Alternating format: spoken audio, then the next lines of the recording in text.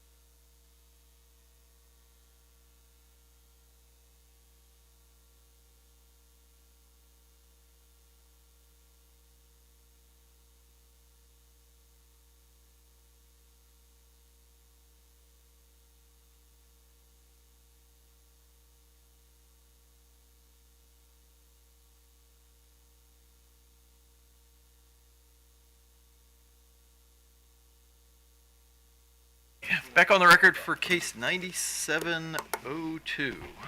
Who are we starting with? The company does have one preliminary matter. Sure. Mm-hmm. This is Kim Curry, representing Pepco. When company witness Peter Blazunas was on the stand, the company neglected to enter into evidence one of his testimonies, specifically his supplemental direct testimony. We've checked with the parties in the room, staff, OPC, AOBA, Walmart, to see if they have any objection to us just entering and stipulating it in, and they did not have any. Okay. So I wanted to mark it for identification and enter it. Okay, We should be on Pepco exhibit number 88. that's all right. And so I'd like to mark for identification the supplemental, as Pepco exhibit 88, the supplemental direct testimony and schedules of Peter R. Blazunas, and it was filed July 14th, 2023 as 88, and have that it move that it be admitted into evidence. So moved. Thank you. Good morning, Chair Hoover. At this time, staff wishes to call Eric Delgado to the stand and ask that he be sworn in, please.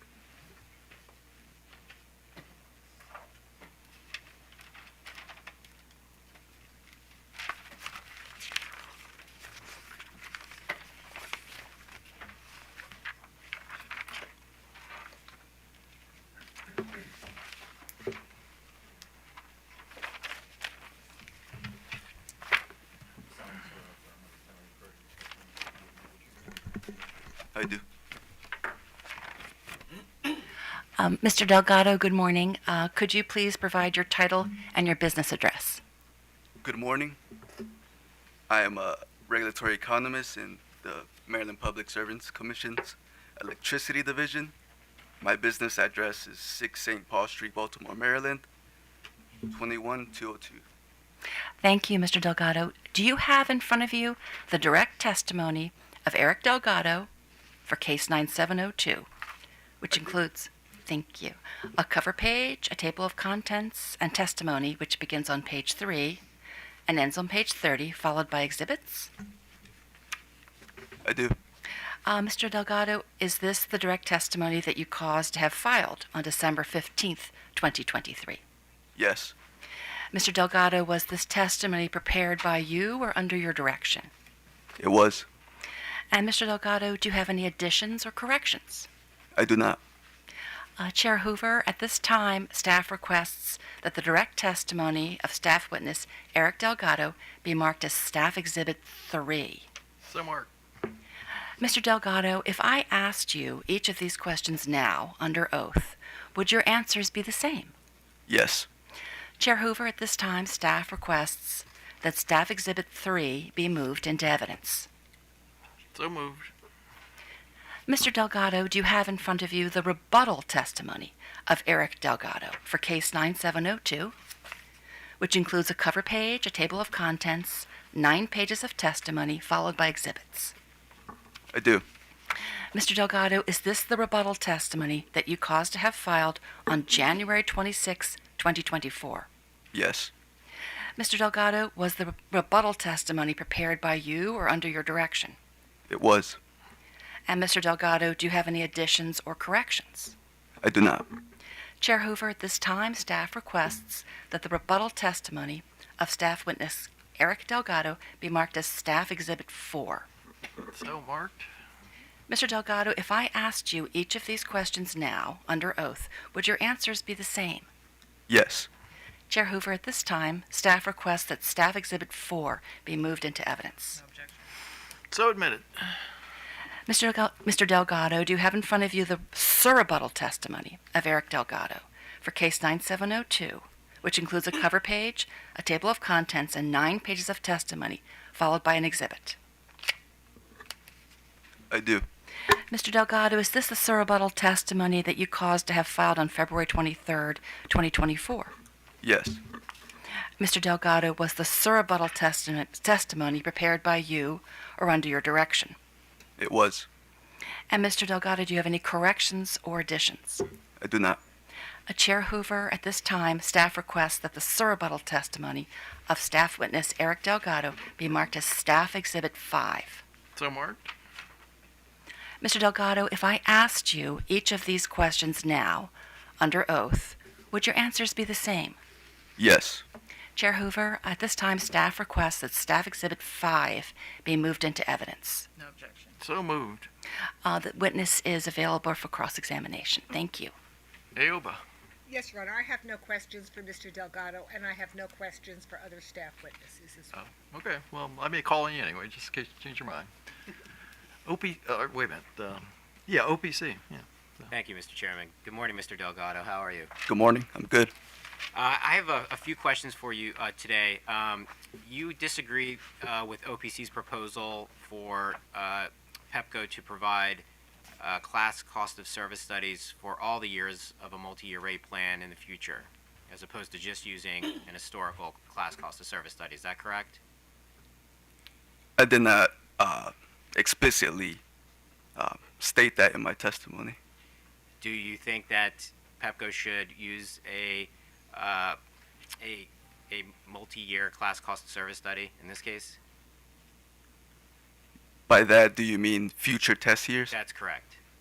I do not. And the reason that you oppose it in this case is due to the inherent uncertainty in forecasting inputs for future test years? That's correct. Would you agree that there is some inherent uncertainty existing in other estimates used in this case, such as the ones for forecasted billing determinants? I'm not familiar with forecasting billing determinants. As a general matter, would you agree that that billing determinants were forecasted in this case? Yes. And would you also generally agree that there was some inherent uncertainty with the forecasting of those billing determinants? There's always uncertainty. And yet Pepco was able to accomplish the forecast for the billing determinants. Is that correct? I would say so, but I haven't evaluated their forecast. Thank you, Mr. Delgado. I have no more questions. Walmart. No questions, Your Honor. Pepco. No questions, Your Honor. Any redirect? No, thank you. Any questions from the bench? Yvonne? Okay, thank you very much.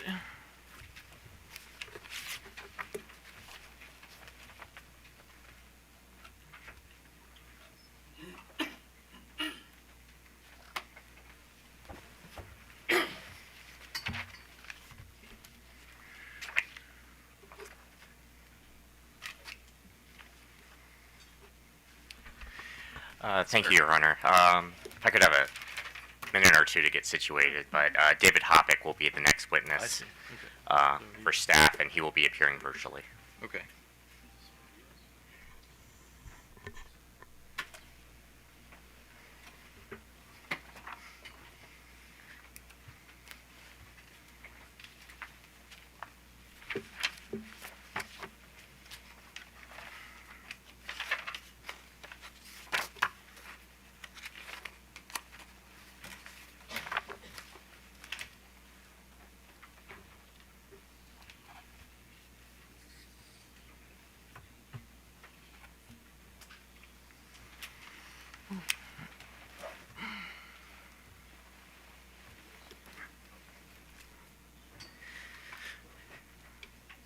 Thank you for your indulgence, Mr. Chair. Staff is ready to call its next witness, Mr. David Hoppick. If you could swear him in, please.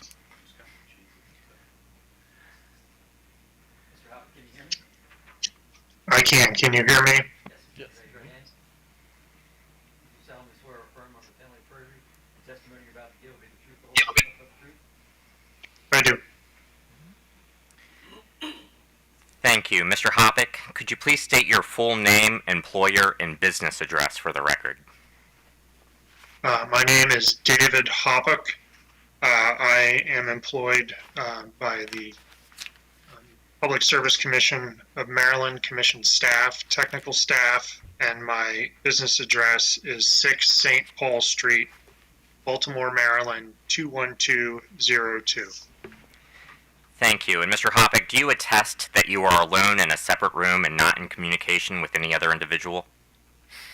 I do. And do you have before you a I'm sorry. There are family members in the background. They Understood. have nothing to do with rate design in the great city of glad of it.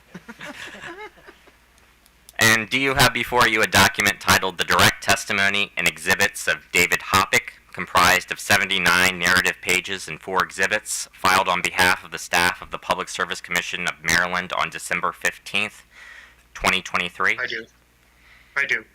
And did you prepare this document, or was it prepared under your direction? I prepared it. Okay. And do you have any corrections or additions to make to this document? Yes. So, Exhibit DH2, which is at the end of my testimony after Exhibit DH1. So if you're looking at page numbers from the PDF perspective, it's the 84th page. There's some file names that I referenced that need to be corrected. So on the first page of Exhibit DH2, and the title of this exhibit is Explanation Schedule R Billing Determinant Forecast Adjustment. The first sentence of the first paragraph, there's C rate worksheet, and then there's a name of a file. The name of the file as written is D space 9702 _ updated voluntary DR 1-9 _DH. Please strike that file name and change it to Exhibit DH-3 _confidential. This aligns with the file naming we sent my worksheets to other parties when my direct was submitted. At the second paragraph, it starts with C billing determinant forecast worksheet, and then there's the file name supporting data, comma, section, Roman numeral 3, period F, period 3, period B, period V, period 2, comma, attachment AL, comma, worksheet sales data OMA by tariff _DH. Please delete that file name and replace it with Exhibit DH-2 _confidential. After that, you'll see in parentheses Excel file, and then in italics, consider renaming file. Please delete consider renaming file.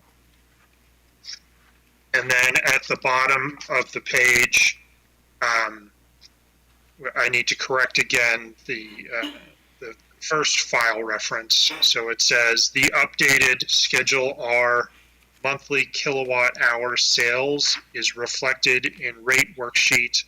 Then it has the file name MD 9702 _ updated voluntary DR 1-9 _DH. Please replace that with Exhibit DH-3 _confidential. And that concludes the corrections to my direct testimony.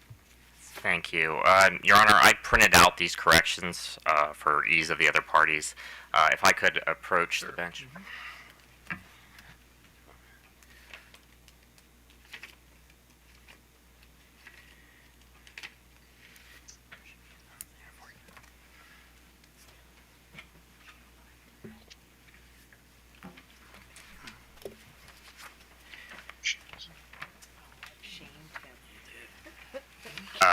Your Honor, for procedural ease, it might be easier to mark this as a staff exhibit. So if I could have that marked as Staff Exhibit 6, that would be the corrected page 82 of Dave Hoppick's direct testimony. Okay, so marked. Thank you, Your Honor. And Mr. Hoppick, you stated those were the extent of the corrections you had for your direct testimony? Correct. Okay. And if you were asked these same questions contained in your pre-filed direct testimony here today, would your answers remain the same? They would. And do you adopt this pre-filed testimony as your testimony here this morning? I do. Thank you, Your Honor. I would like to have this marked as Staff Exhibit 6. Staff Exhibit 7. Okay, so marked.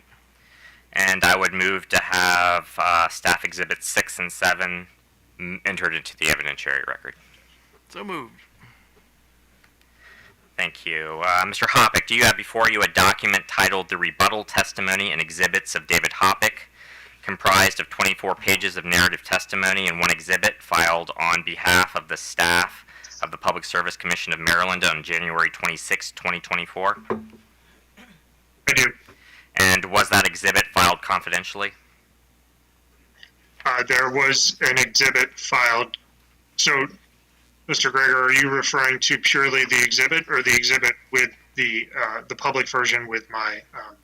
Okay, so to clarify, your rebuttal testimony was filed publicly and included the testimony and one exhibit, and then separately there was a confidential exhibit DH-R1 filed. Is that correct? Yes. That is correct, and I have both in front of me. Okay, excellent. Thank you. And do you have any, or did you prepare this document, or was it prepared under your direction? I prepared it. And do you have any corrections or additions to make to this document? I do not. If you were asked these same questions contained in your pre-filed rebuttal testimony here today, would your answers remain the same? They would. They do. And do you adopt this pre-filed testimony, or this pre-filed rebuttal testimony, as your testimony here this morning? I do.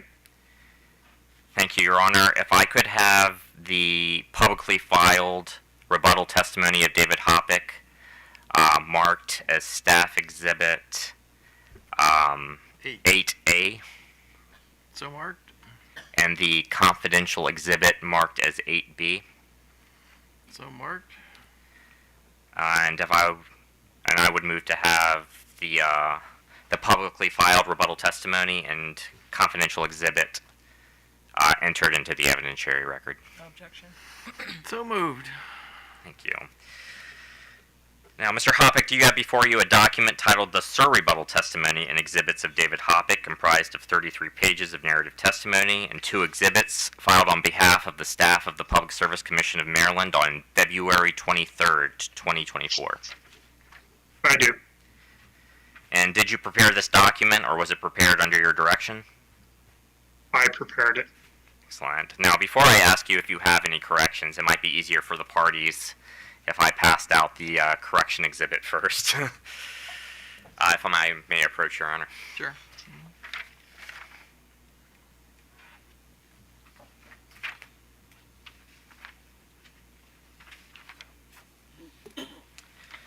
I apologize.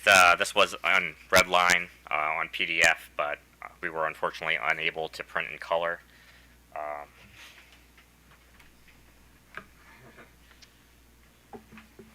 If you have a magnifying glass, you should be able to see the changes on table 4. But Yeah,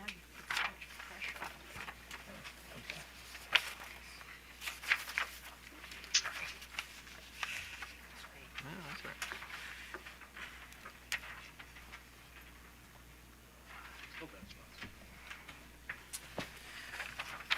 okay. Now, Mr. Hoppick, do you have any corrections or additions to make to this document? Yes, I have a correction to Table 4, which is on page 7 of my Sir rebuttal. The corrections relate to the document Mr. Greger just handed out. So the corrections are, if you look at rows, approved rev increase relative current revenue, and ratio class percent rev increase to system percent rev increase. And the errors are for schedules GS, GL, P, SL, PL, and T. There was a data alignment issue.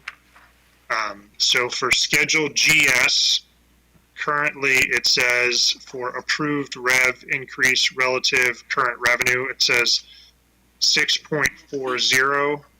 That should be changed to 12.42%.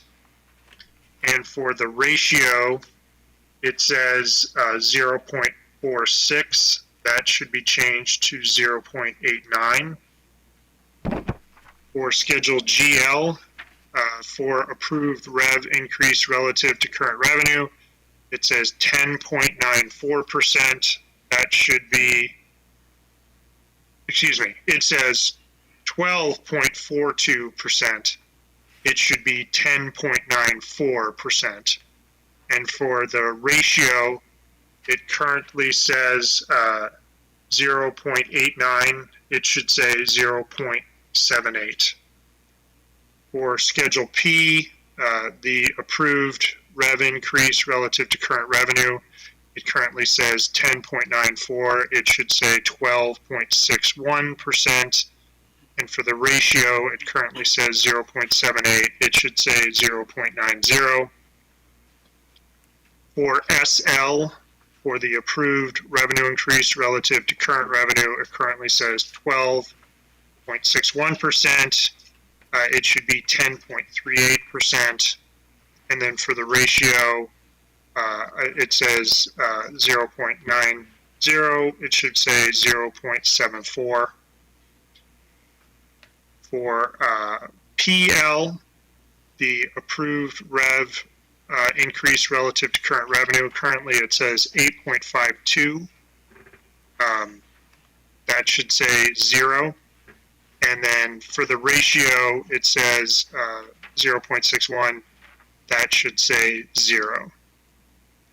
And then for Schedule T, it currently says for approved rev increase relative to current revenue, 10.38. That should be changed to negative 8.52%. And then for the ratio, it's currently 0.74. That should be changed to negative 0.61. And that is all the corrections to Table 4, as well as the rest of my SIR rebuttal testimony. Thank you, Mr. Hoppick. Mr. Chair, if I could have the corrected page 7 of Mr. Dave Hoppick's SIR rebuttal testimony marked for identification as Staff Exhibit 9. So marked. Thank you. Mr. Hoppick, if you were asked these same questions contained here in your pre-filed SIR rebuttal testimony here today, would your answers remain the same? They would. And do you adopt this pre-filed SIR rebuttal testimony as your testimony here this morning? I do. Thank you, Your Honor. I would like to have Mr. David Hoppick's SIR rebuttal testimony marked as Staff Exhibit 10. So marked. And I would move to have Staff Exhibits 9 and 10 moved into the evidentiary record. No objection. So moved. Thank you, Your Honor. This witness is available for cross-examination. Aoba? No questions, Your Honor. OPC. Thank you, Mr. Chairman. Good morning, Mr. Hoppick. How are you? All right. How are you, Mr. Oslander? I'm well. Nice to see you. Likewise. I spoke with your staff counsel yesterday, and I understand that you have copies of OPC witness Ron Nelson's testimonies in this case. Yeah, I have his direct rebuttal and SIR rebuttal testimonies in front of me. Wonderful. Can you turn to Mr. Nelson's SIR rebuttal testimony? Yes. Page 26. 26. Okay. Give me a moment, please. Sure.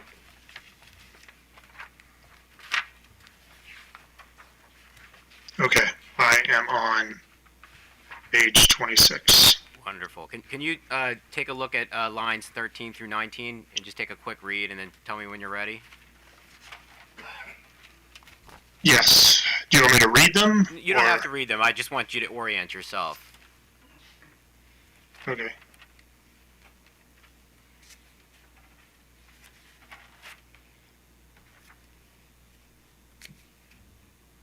Okay. I have reread them. Okay, wonderful. The testimony notes here that in the most recent BGE MYP case, you proposed a multiplier of 1.1 times the system average for the residential class. Do you see that? I do. And Mr. Nelson is correct there that you did propose a multiplier of 1.1 times the system average for the residential class in that BGE case? Subject to check. Okay. And you made that recommendation in the BGE case, even though prior to apportionment, the residential class had a UR/OR of 0.65. Yes, so, each case has its own unique issues and information related to the cost of service, the bill impacts, and the revenue requirement specific to that case. And I made my recommendation for that case, specific to the details of that case. I understand that, Mr. Hoppick, but just for the record, the recommendation that you made in the BGE case to use a multiplier of 1.1 times was made in a case where the residential class had a UR/OR of 0.65. That is correct, subject to check. Okay, thank you. All right, and now in this case, this Pepco's second multi-year rate plan case, the residential class has a UR/OR of 0.87. Please give me a moment to go to my Sure, and I can help. It's rebuttal testimony. yeah, I think it's in multiple places. I have a reference here at Hoppick Direct at page 67, table 19. So the URORs were updated by the company on rebuttal. So I'm looking at table 8 from my rebuttal testimony. From your Say again, Mr. Rossline? Oh, no, Sorry. I'm just trying to orient myself. You're at table 8. Okay, I see. Table 8 for my rebuttal testimony. So there was an update to the class cost of service study results. So for Schedule R, with the update, the UROR is 0.87. For Schedule RTM, it's 0.85. I see that. Thank you, sir. And Pepco is proposing in this case to use a multiplier of 1.16 times the system average for the residential class. That is correct. And you are proposing an increase of 1.18 times the system average for the residential class? Yes. I would ask that folks look at the bill impacts, and I'm going to go to, again, my rebuttal testimony. And let me get to the right page. I think what you might be looking for is on page 8. Is that right? No, so for staff's updated revenue requirement on rebuttal, I'm looking for the bill impacts there. So I'm on page 30 and 31 of my rebuttal testimony. Yes, I'm there. Okay.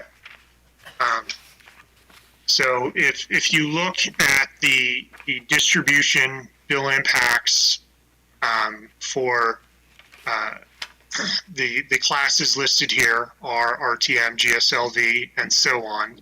The greatest rate year 1 bill impact is for schedule GSLV, and you can see in rate year 1 for higher percentile usage for Montgomery County, we're getting close to about a 10% bill impact. And if we go to table 26 on the following page, the bill impact for JSLV for the mean is 10% and 75%. It's 10.87%. So I was balancing the need to avoid significant bill impacts to GSLV, which has the highest year-over-year bill impacts, with a desire to move all classes on an estimated basis gradually towards a UROR of 1. So schedule GSLV, and I'm going to go back to table 8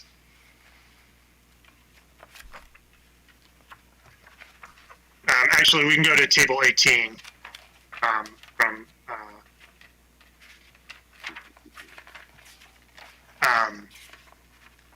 and this gives staffs.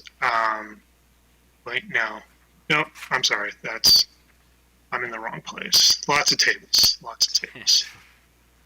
Okay.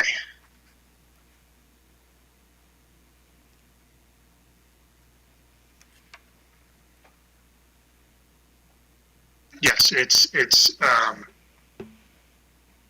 table 18 shows the updated Pepco rebuttal UROR results for the class cost of service study, and we can see schedule GSLV is over earning. So in both the 2-step and 4-step methods, there's an allocation first to the under earning classes, and so under earning classes, the more revenue or less revenue that is allocated to those classes dictates how much remaining revenue needs to be allocated to other classes, so long as they're not significantly over earning and not allocated any. So there's a balancing act of how much revenue is allocated to a class such as GSLD, and that balancing act, for staff's revenue requirement, and staff generally tries to keep bill impacts in any individual year, distribution bill impacts at about 10% or hopefully less in a historical test year or MYP proceeding, and that's how I arrived at the 1.18 multiplier, which is a bit different than Witness Blazunas's 1.16. Yeah, I thank you for the explanation. I think I actually understood that from reading your testimony. So I guess you would agree I guess you would agree then that it was more important for you to make that adjustment to limit the rate increase for the GSLV class than it was to consider the effect on the residential class, even though it's only slightly under earning at 0.87. 0.87. Well, I would characterize Schedule R as under earning. I have a range of a increasing at the system return from 0.9 to 1.1. So I would characterize slightly under earning as between a UROR of 1 and 0.9, and R falls below that. That there are classes that are more under earning than Schedule R. I understand that, and thank you for that clarification. And just so I'm clear, the 0.87 UROR for Schedule R is dependent on the inputs and the information that's flowing from the class cost of service study in this case? So that is the results of Witness Schaefer's rebuttal updated class costs of service study. But just in general, URORs are influenced by the inputs and information flowing from the class cost of service study? For the historical test year, yes, you take the income that is in net calculated for each class for the historical test year and divided by the net rate base for each class for the historical test year. Thank you, Mr. Hoppick. In this case, you are proposing to use a 4-step method for the allocations, for the apportionment? That is correct, yes. Can you turn to Ron Nelson's rebuttal testimony at page 9? Yeah, give me a moment, please. Okay, I'm there. Is there a particular part? I'm just going to ask you some questions. If we need to reference this part of the testimony, we can. I think you might just generally be aware of what I'm going to ask you, so I'll try to avoid referencing the testimony itself if possible. But Mr. Nelson is stating in this portion of his testimony that the commission declined to use the four-step method of apportionment in Pepco's last multi-year rate plan case. Is that correct? Yeah, that is correct. Yes. And the commission also ruled against using a four-step method of apportionment in BGE's second multi-year rate plan case. Is that correct? That is correct. I would note, and I explained this in my SIR rebuttal, so if you give me a moment, find the proper location.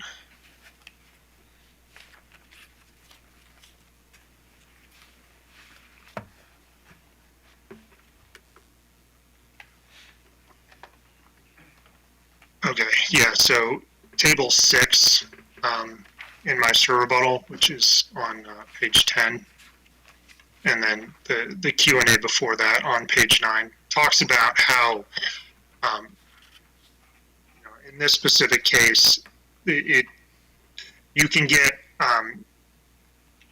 very almost identical, functionally identical, resulting allocations, whether you use the 4-step or the 2-step.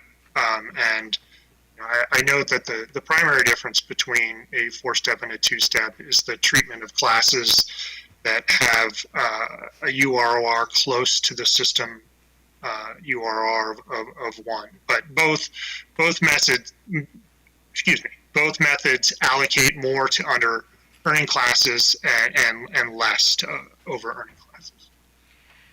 And thank you for that reference to Table 6 on page 10 of your SIR rebuttal testimony. Is it correct that the values in this Table 6 represent your current recommendation for a revenue allocation to the classes, and with the I guess the ones in the row that says allocated percentage rate year 1 revenue requirement increase for the 4-step? So that's from my direct testimony. The reason I did that is OPC witness Nelson was, referencing my direct testimony, so I wanted to show the comparison for my direct testimony. I believe in if you go above on page 9. I have a footnote where I explain.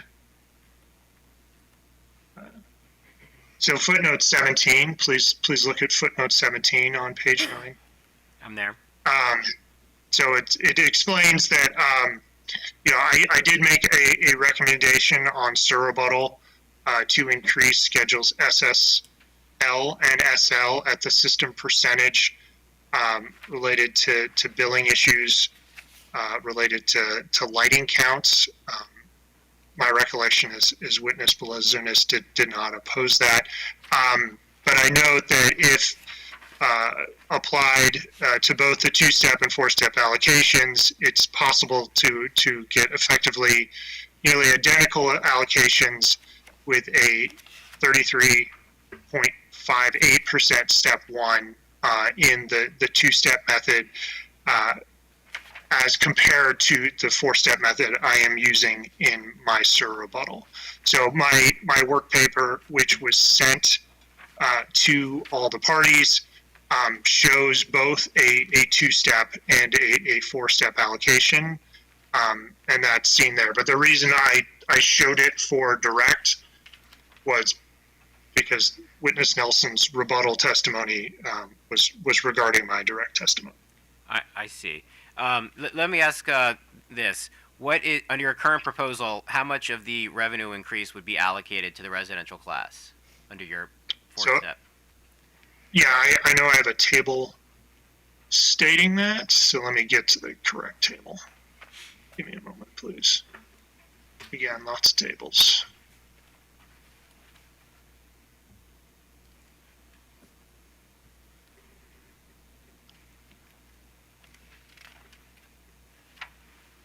Okay, it's table 17. So that's that on your page. SIR rebuttal, Mr. Hoppe? SIR rebuttal, page 25 of my SIR rebuttal. Mr. Oslander, are you there? I am. So you can see for the Schedule R, it's 60.7%, and for Schedule RTM, it's 9.19%. And I can compare that to you for the results from my direct testimony, which I did need to correct that table in my rebuttal testimony. The percentages were off, but the actual allocations. I actually don't need you to do that, sir. My question was just whether the largest share of the revenue increase that you are recommending, of the revenue allocation that you're recommending in this case, is to the residential class. So yeah, regarding that issue, please turn back to table 17. Yeah. Again, for my rebuttal. So the residential class is by far the largest class on a revenue basis. So if you look, it's 1, 2, 4, 5, 6, the seventh column over, rate year one baseline revenue, you can see that Schedule R, it's about 311 million, is by far the largest class on a percentage basis. So it makes sense that so long as Schedule R is not so over earning that it's allocated nothing, that it's going to get a sizable portion of the allocation purely based on the size of the class. I would also call your attention to the final column, which I sum for rate years 1 through 3 for staff's proposed revenue requirements and my proposed rate design. The percent increase in base distribution revenue relative to the rate year one baseline distribution revenue. So you can see for Schedule R, that's 27.2%, for Schedule RTM, 27.5%. The other under earning classes, so MGT 3A, 27.4%, TMRT, 27.4%, and I think the other one's GT3A, 27.4%. So, I'm my method, first allocates to the under earning classes, and in terms of percent change in baseline revenue, they're all right about that 27, 27.4, 27.5, 27.2%. All right, and I think I understand that your rationale for why the residential class is getting such a large allocation.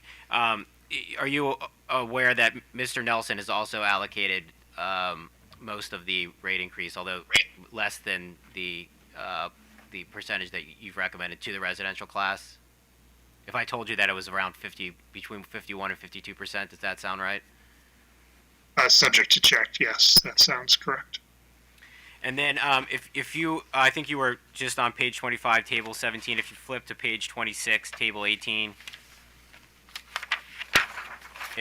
Okay. If we look I'm there. Okay, and if we look in the column that's labeled Pepco CCOSS UROR asterisk. Yep. You would agree that for the under earning classes, the classes below 1, that the residential class has the highest. Class R has the highest UROR of those under earning classes. Yeah. Yes, that's what the table shows. And and when it comes to your revenue allocations that you've recommended in your testimony, if those revenue allocations were accepted, they would remain in place throughout the entire 45 months of this second MYP? Yes. There's no mechanism to adjust them as perhaps usage factors, demand factors change? So the allocation, similar to witnesses Nelson and Blazunas, is on set for all rate years in the MYP. Okay, thank you. Can you turn now to back to Mr. Nelson's testimony, this time to the rebuttal testimony at page 13. Okay. Okay, I am there. All right, and if you could look at lines 12, actually lines 11 through 17, if you just want to read that to yourself for a second, and then I'm going to ask you a few questions about what's in there.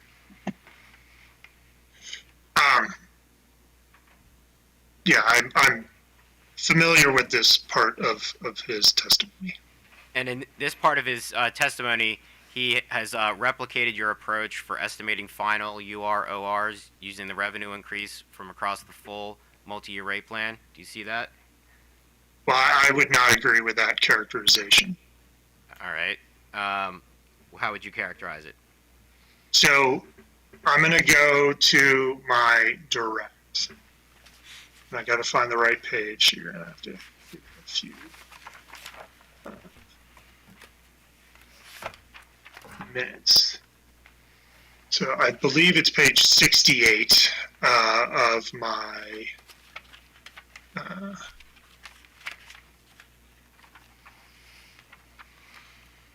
maybe it's not page 68.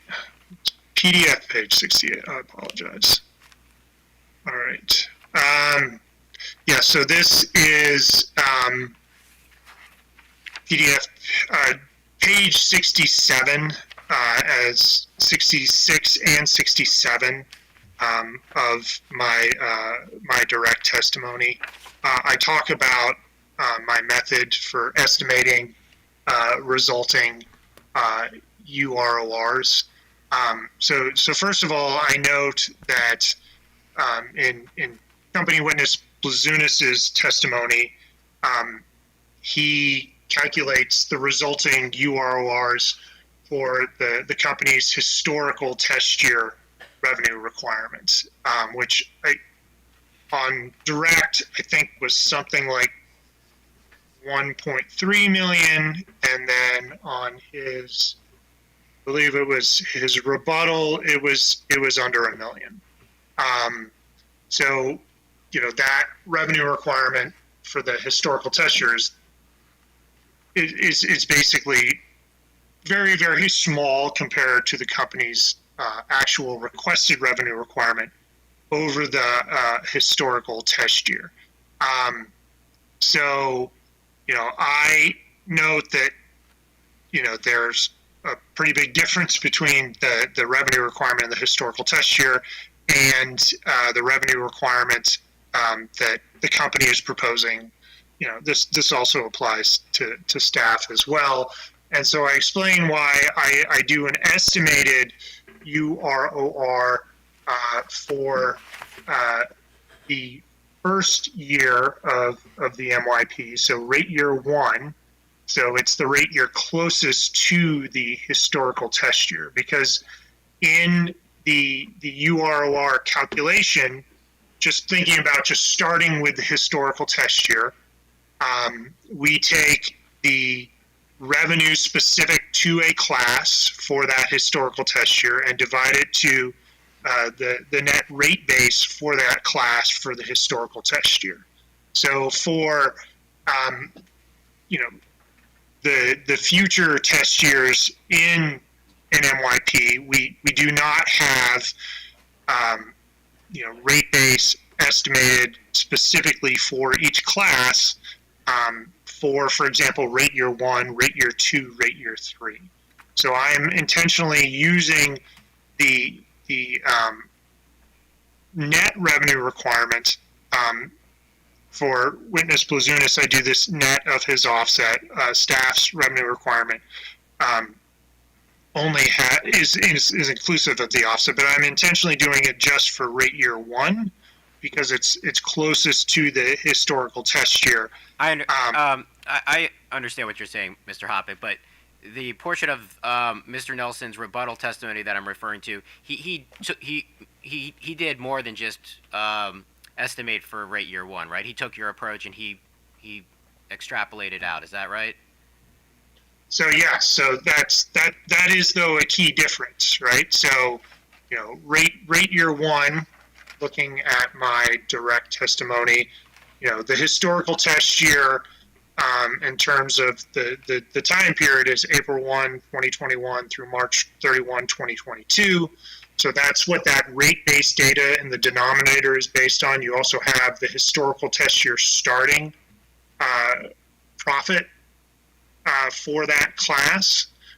And so when you're doing the estimated UROR, you're adding the profit of the incremental revenue requirements. And the further away you are from the other data in the UROR equation, the rate-based data, the historical test year profit data, I think you start to run into a problem of that data.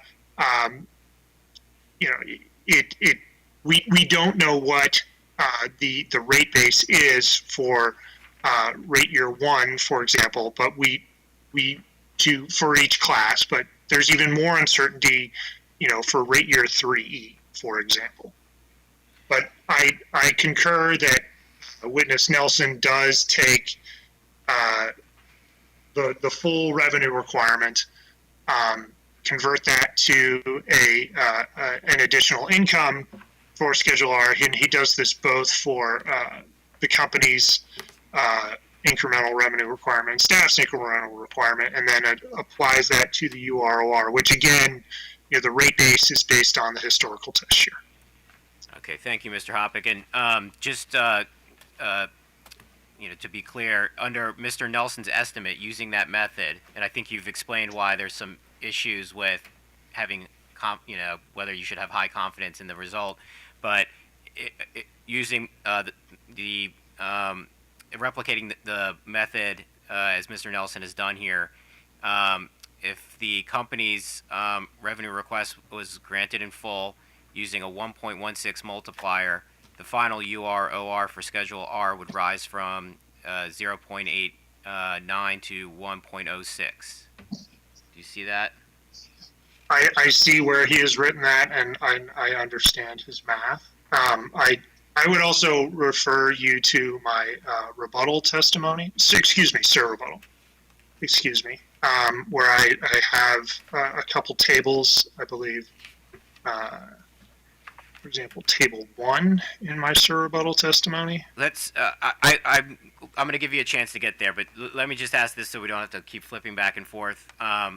In this section of Mr. Nelson's testimony, he also shows that if you used if you replicate your method and you use staff's smaller revenue increase, but the larger multiplier of 1.18 that you've proposed, then if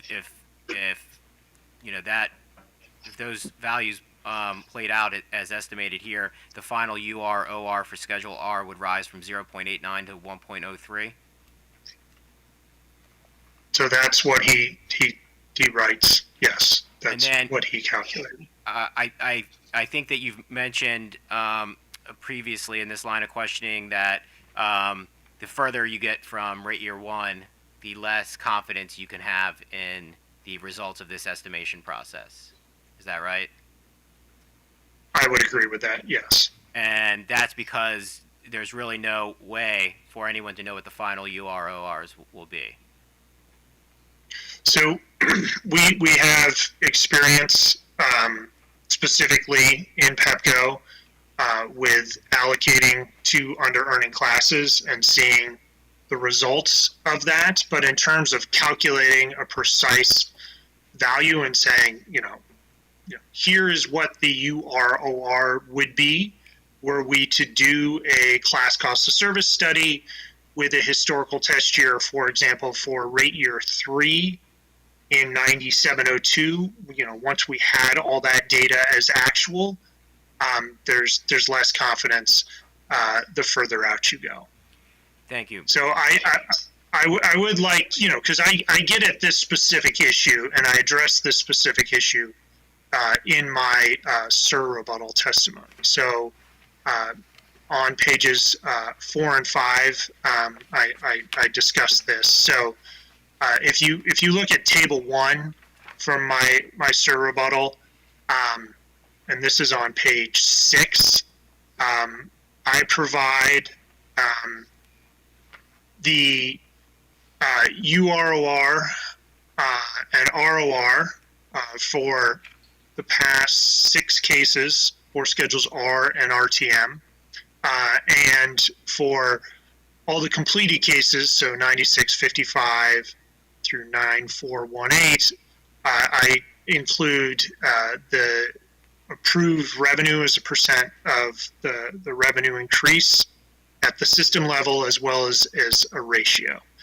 So a couple things here.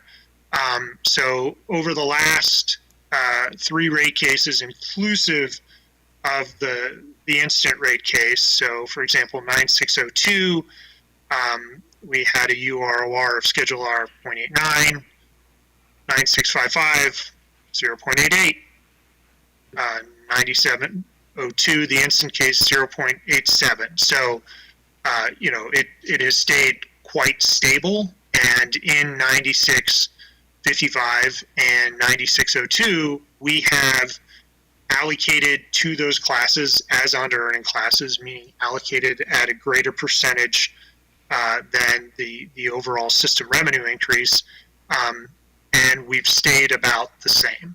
So we have done this 5 times before, and at no point has Schedule R become over earning, and that is the basis for. I gotta find the statement. If you're on page 5 of my SIR rebuttal testimony,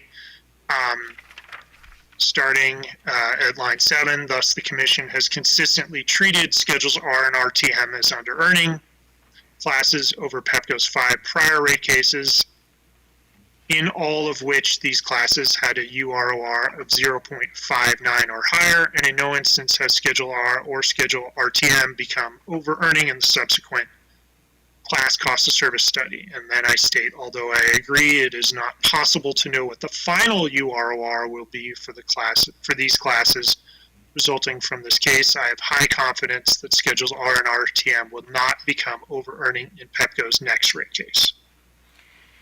Thank you, Mr. Hoppick. And just so I'm clear, for the 5 rate cases that you're using for this comparison, and I think that what you're saying is in support of the reliability of the what the final UROR might be in this case. In none of those cases was the class cost of service study conducted for a period that included the COVID-19 pandemic?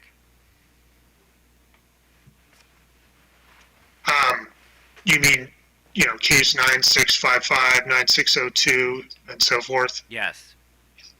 So I am not the class cost of service study witness in this case. I would note that 9702, I think the inference is that COVID impacts do affect 9702, and I would note that from 9655, we had a Schedule R UROR of 0.87, and in 9702, which you seem to be implying does reflect some impacts of COVID. I would defer to witness Delgado on that, but that does sound reasonable. We have almost the identical UROR, and I would also state that this part of my sections is primarily to support my recommendation to treat Schedules R and RTM as under earning classes in terms of revenue allocation. Thank you, Mr. Hoppick. I don't have any more questions for you, sir. Thank you. Okay. Pepco. Court's indulgence. Well, actually, Walmart have anything? No question. Okay. Pepco. Court's indulgence for 1 minute. Let me Sure. flip back through my post-its. Sure. Okay. Good morning, Mr. Hoppick. Nice to see you. Taylor Beckham on behalf of Pepco. Good morning. I just have a few questions for you. For Pepco's instant rate case that we're here talking about, have you reviewed the forecast billing determinant material in this case? Yes, I was staff's billing determinant forecast witness. Perfect. And did you attend the meeting hosted by Pepco to walk through Pepco's forecast billing determinant work papers and materials to support the billing determinants they put forth in this case? Yes, I believe I was specifically the one who asked staff counsel to request that. So yes, I did. Right. And your recommendations in this case are to accept Pepco's billing determinant methods with slight modifications, particularly related to the customer count of increasing it by 1,800 customers. Is that right? So yeah, I recommended a increase for Schedule R for each month of the forecast period of 1,800 customers. Witness Corsi accepted that recommendation, and I had no other adjustments to the company's billing determinant forecast. I did make a couple recommendations for the next billing determinant forecast, but yes, I think I would agree with your characterization. Okay.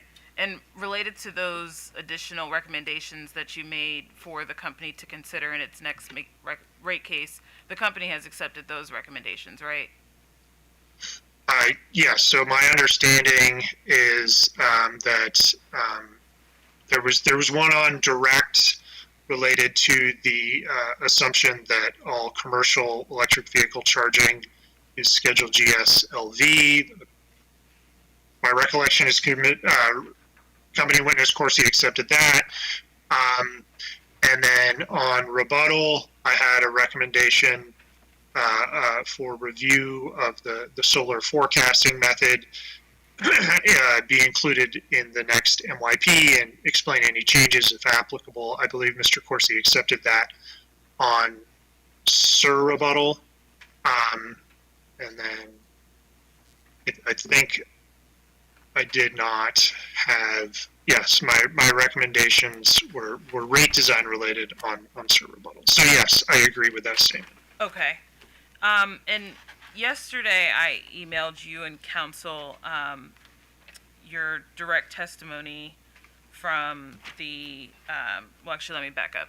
You were a witness for staff in the Delmarva Power rate case 9681. Is that correct? That is correct. Okay, and yesterday I emailed you and your counsel the entire testimony, but I'm going to focus on pages 17 and 18. Yes, of I that testimony. have that in front of me. Okay, and if you just give me a minute, I'm going to pass out what I'm going to ask to be marked as Pepco Exhibit 89 to the folks in the room. Thanks, Dale. If you don't, I have the copy. You got it? Yeah, Okay. thanks. Run this thing.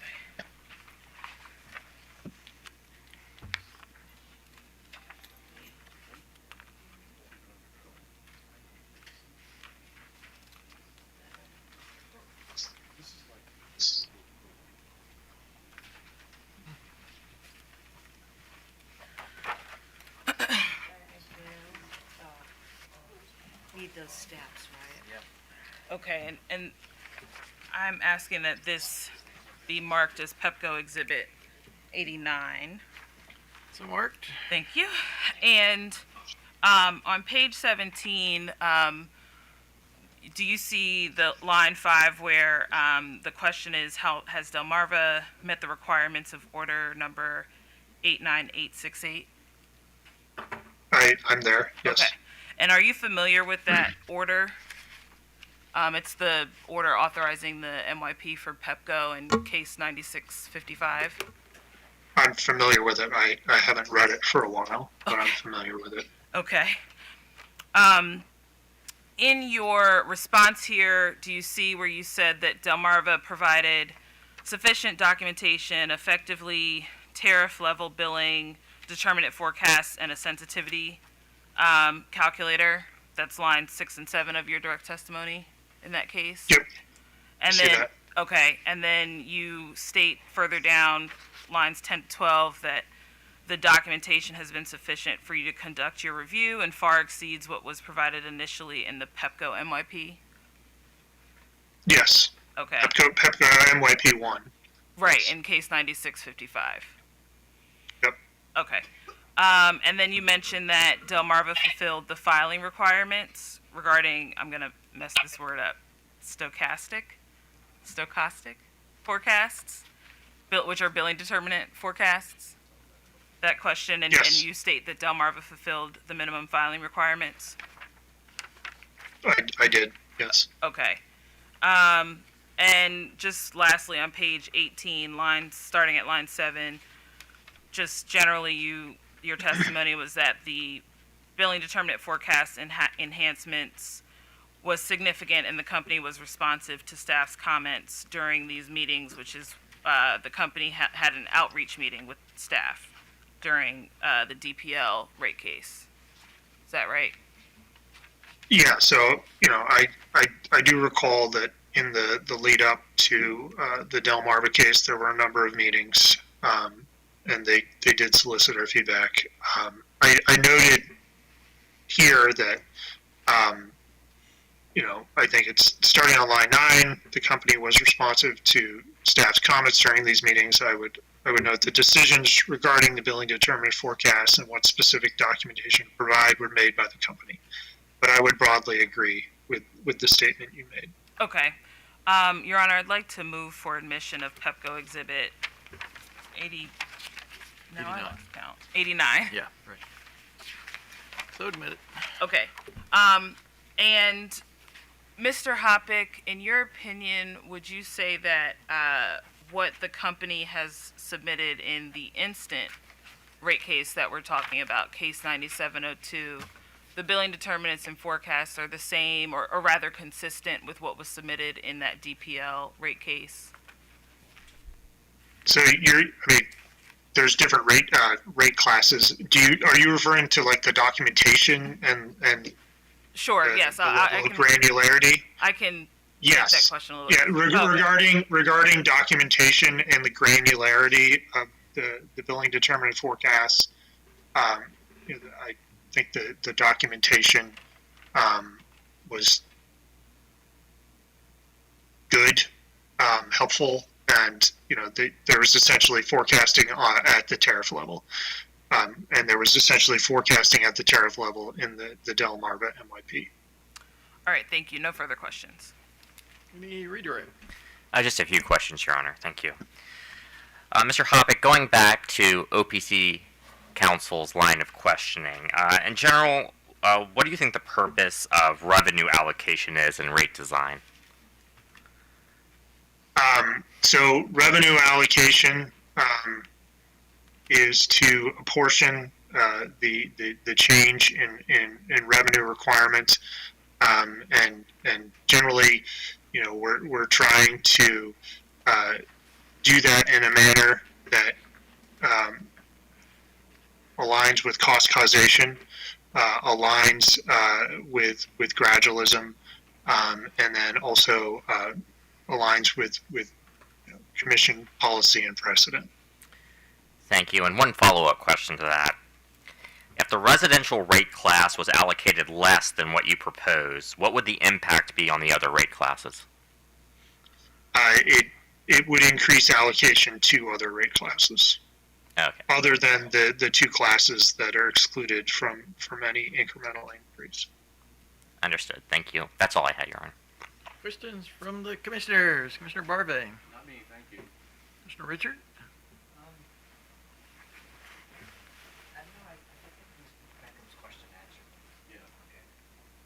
Commissioner Sussman? None for me, so thank you very much. Thank you.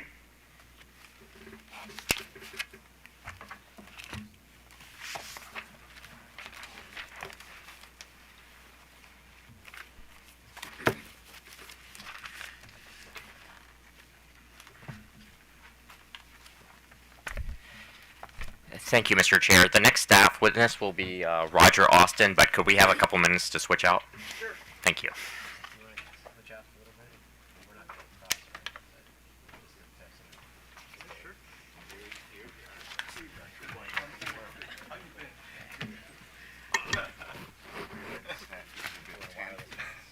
Yes, 10 should have been. Yeah, 11.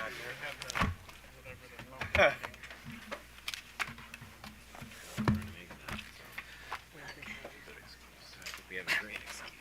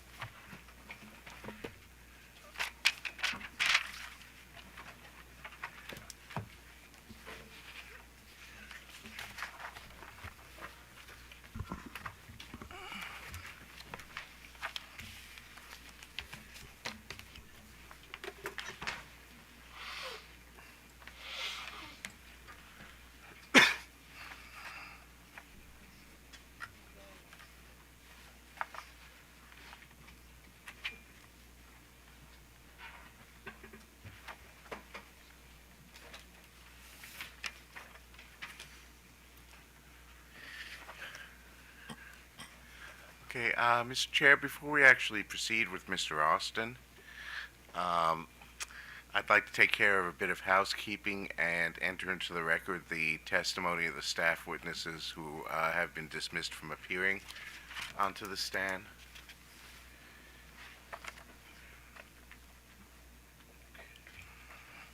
So I'd like to start with the testimony of Mr. James Garin.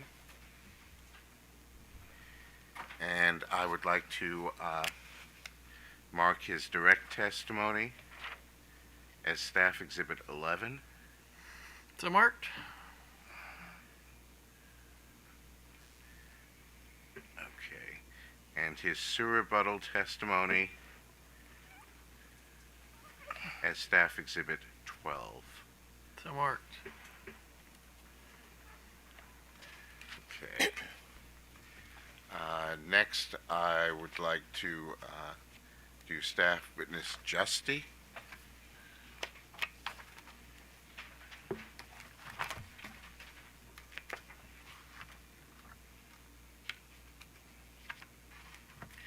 And I'd like to mark his direct testimony as Staff Exhibit 13.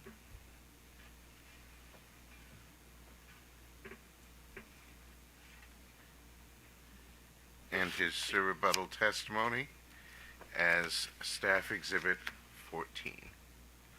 So marked.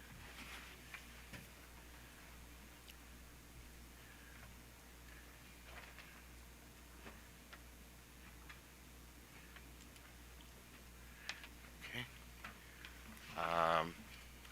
Next, it would be Staff Witness McAuliffe. Actually, I'm gonna have a question for him. So. Okay, I so actually you would need like him- us to actually bring him onto the stand then? Okay. Okay. Then we will hold off and we will get him on the stand. Okay. Okay, so then I would like to go to Staff Witness Patterson's testimony.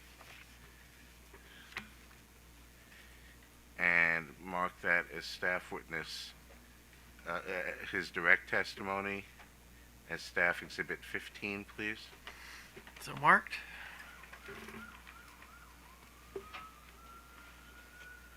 And his surrebuttal testimony as Staff Exhibit 16. So marked.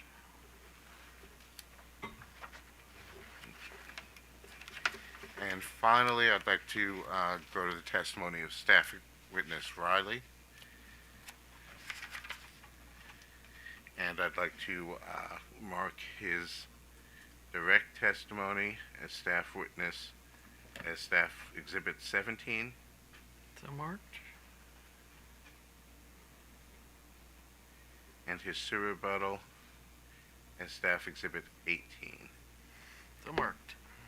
And last but not least, on Friday, March 4th, 2024, staff filed a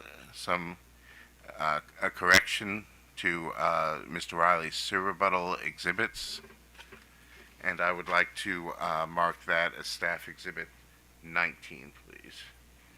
So marked.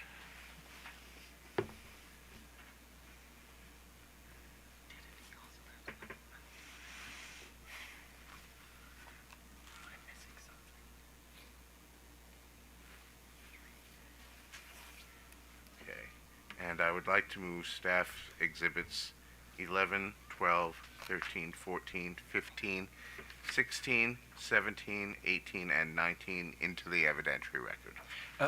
Counsel, did Mr. Riley have supplemental direct also? He did, actually. That was my recollection. Thank you. No worries. Let's mark that as staff exhibit 20 and also move that into the evidentiary record. So moved. Okay. And that taken care of, we can move on to witness Austin.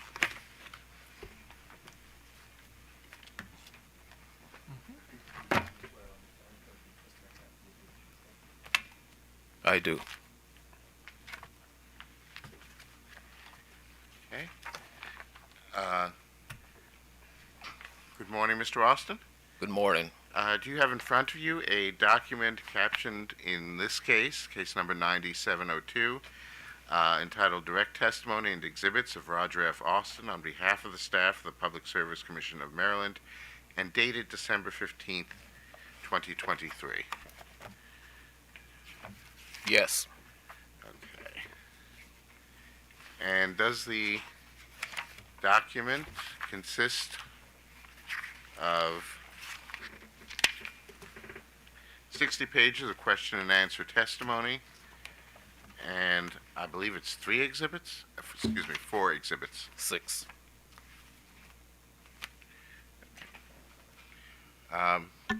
And 6 exhibits? Yes. Okay.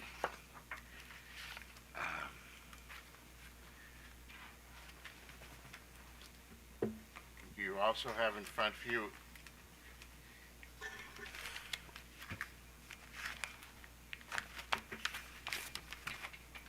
I need to pull this one out. A document also captioned in Commission Case Number 9702, titled Surrebuttal Testimony and Exhibit of Roger F. Austin on behalf of the staff of the Public Service Commission of Maryland, and dated February 23rd, 2024. Yes.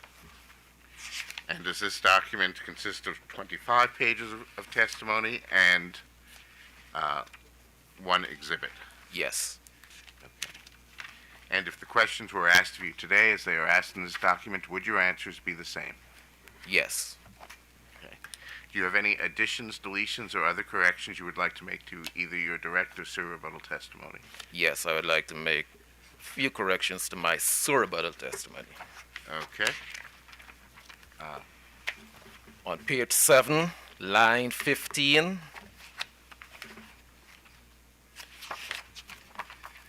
I'm talking about feeder 69079, not feeder 69025. Wait, give me that number again. 6979. 69079. Okay. The annual cost of the 0.85 interruptions, not 0.91, endured for 79.60 minutes, not 92.09 minutes.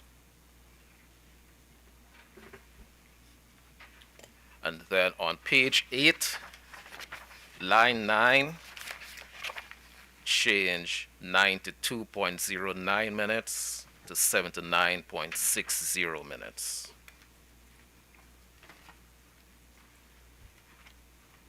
On page 22,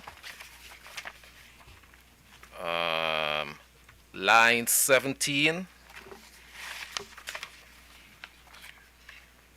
I'm talking about the plug-in vehicle public infrastructure project, not the public-in vehicle public infrastructure project. I'm sorry, could you give that page and line number again, sir? Page 22, line 17. Thank you. It's supposed to be the plug-in vehicle public infrastructure project.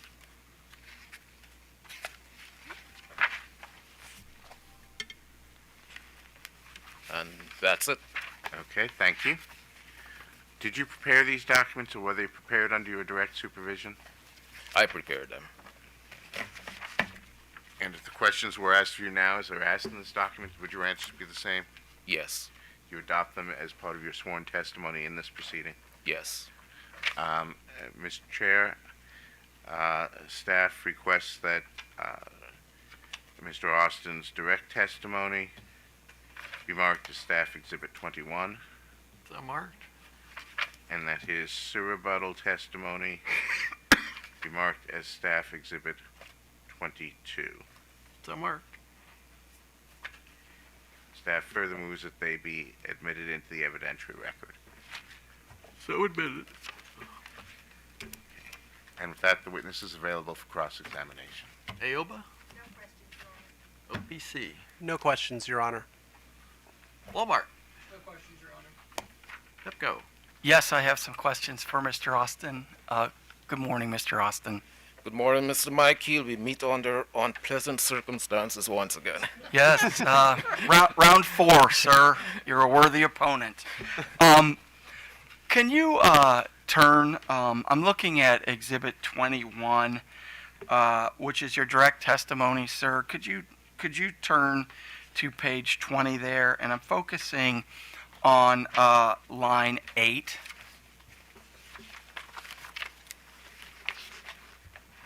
Okay.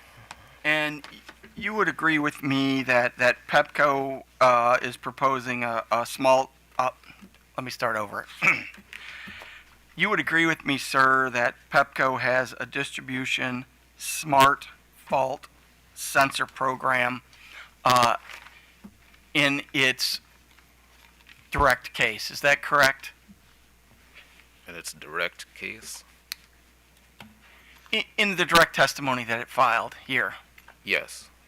And you're recommending, and I want to make sure I understand your recommendation, Mr. Austin. You're recommending that that program be designated as a pilot program. Is that correct? Yes. And so when I look at your surrebuttal testimony, just to make sure I'm understanding, when I look at page 3 of your surrebuttal testimony, sir, and I'm focusing on lines 8, I guess, through 16 there. Yes. Is that where you explain what you're asking the commission to do? Yes. And as I understand it, you're asking the commission to allow the company to recover the cost that it has incurred to date. Is that correct? Yes. And that the company not continue to spend on that project until it gets learnings from the distribution smart fault sensors that it has already put on its system. Is that correct? Yes. And you understand right now, sir, that the communication to those smart sensors has not yet been effectuated. Is that correct? Yes. And so what you're asking is, once the communication to those smart fault sensors has been effectuated, that Pepco do some learnings, get feedback on that, and report back in the 24-25 evaluation period. Is that? I'm trying to make sure I understand exactly what it is you want, sir. And my understanding is we don't put any more sensors in, correct? Correct. Okay. There's a small error here. So this should. So I'm proposing that you use this year. This would be 2024. Would be rate year 1 of MYP2 Yes, sir.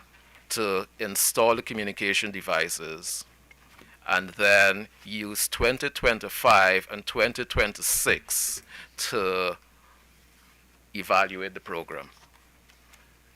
Yes, sir. So this should be on line 15, 2025, 2026 evaluation period. Okay, thank you. That's helpful. I wanted to make sure I understood that and get that. I think in my final recommendation I got it right. Did I? Let me look.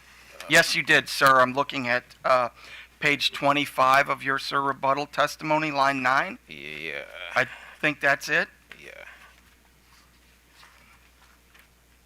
Yes. And I guess we can stay there since that's right too. I mean that's your recommendation there also, right? Right. And so you want it designated as a pilot, and I guess my question to you is, are you aware that the commission has certain requirements for a pilot program? No. Okay. And so I guess I'm trying to, well, let me ask it this way. As long as the company reports on the results of the current installations in the years that you want, would that be sufficient to satisfy what you are requesting in this testimony? Repeat that question. As long as the company reports on what? On the smart fault sensors that it has in place now that you've recommended allowed for recovery, as long as the company provides a report on how those sensors work and what benefits they're getting, that would satisfy what you are requesting in your testimony. Is that Yes. correct, sir? Yes. Okay. So there's no real need for it to be labeled a pilot, isn't that correct? No. Okay. And so what? So and you understand all right, I think that's enough on that topic, Mr. Austin. Let me ask you, you also reviewed Pepco's rate year 1 and 2 filings in this case. Is that correct, sir? Yes. And you understand in this case that Pepco is seeking recovery for the costs of the projects that were included in rate years 1 and 2 in case number 9655. Is that correct? Yes. And as I understand your direct testimony, and correct me if I'm wrong, Mr. Austin, as I understand your direct testimony, in your direct testimony, you had recommended, and I guess I'm looking at page 3 of your sir rebuttal, if that would help.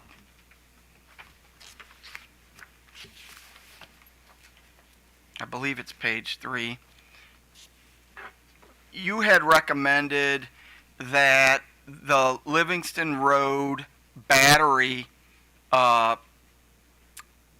be not included in recovery in rate years 1 and 2. Is that correct? Yes. And subsequently, in reviewing the company's rebuttal testimony and perhaps answers to data requests, it's my understanding that you recognize the fact that the company is not seeking recovery of any costs from rate years 1 and 2 for the Livingston Road battery in this proceeding. Is that correct? Yes. And therefore, you're not recommending, you withdraw your recommendation that you made in your direct testimony and your sir rebuttal testimony related to the battery at Livingston Road. Is that correct? I withdrew my no. We agreed. The company is not seeking recommendation. I recommended that you do not be allowed to seek recovery. You agreed that you're not going to seek recovery, so Okay. we're in agreement. All right. You also, in your direct testimony as it related to rate years 1 and 2, you recommended certain disallowance of items that were included in an area called, expenditures in an area called, quote, all other project types. Is that correct? Yes. And you did you did discovery on what items were included in all other project types. Is that correct? Yes. And the company filed rebuttal testimony, specifically company witness Barnett's rebuttal testimony, explaining what expenditures were included in the all other project types category. Is that correct, sir? Yes.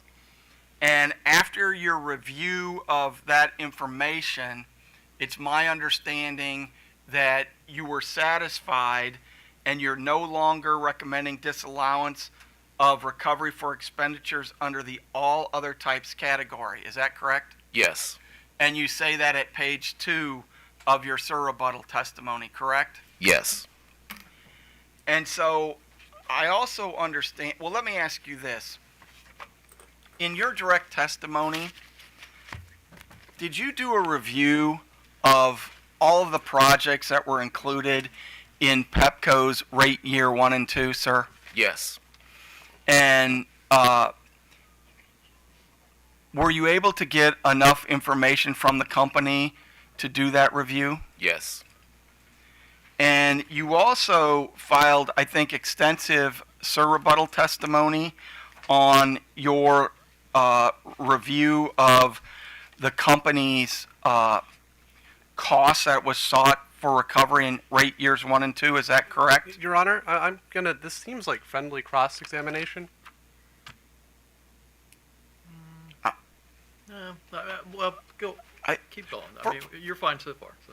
Rate year 1 and 2 has been a hot topic understand. in this So- case, so- and I want to understand what this witness did. Okay. It's my understanding that the company provided information in its filings related to rate years 1 and 2. Is that correct? Yes. And where the information was lacking in the filing, in your view, you were able to send data requests that provided information that allowed you to do a thorough review. Is that correct? Yes. And is it your belief that you did a careful and thorough review of the reasonableness and prudence of Pepco's actual expenditures in rate year 1 and 2? Yes. And did you recommend any disallowances other than the ones we've talked about for costs included in rate year 1 and 2? No. And do you stand by that testimony today, sir? Yes. All right, if you just give me a second, I want to make sure I don't have any more questions for Mr. Austin.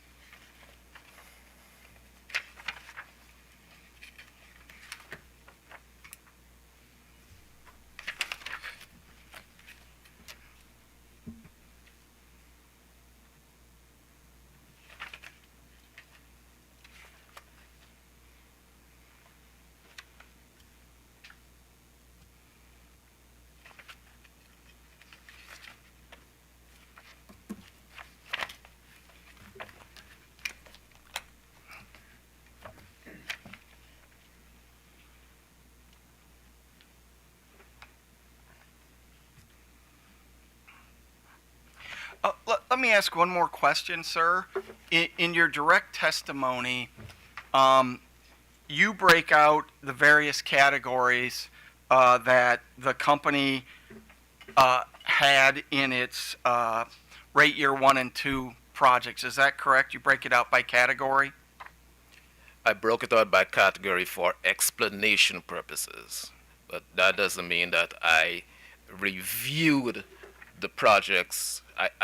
I didn't just review the categories of projects. I reviewed the individual projects. Right. So It's you reviewed. easier to explain by categorizing them. Understand. So you looked at all 340 projects. Is that my understanding correct? Approximately 340 projects.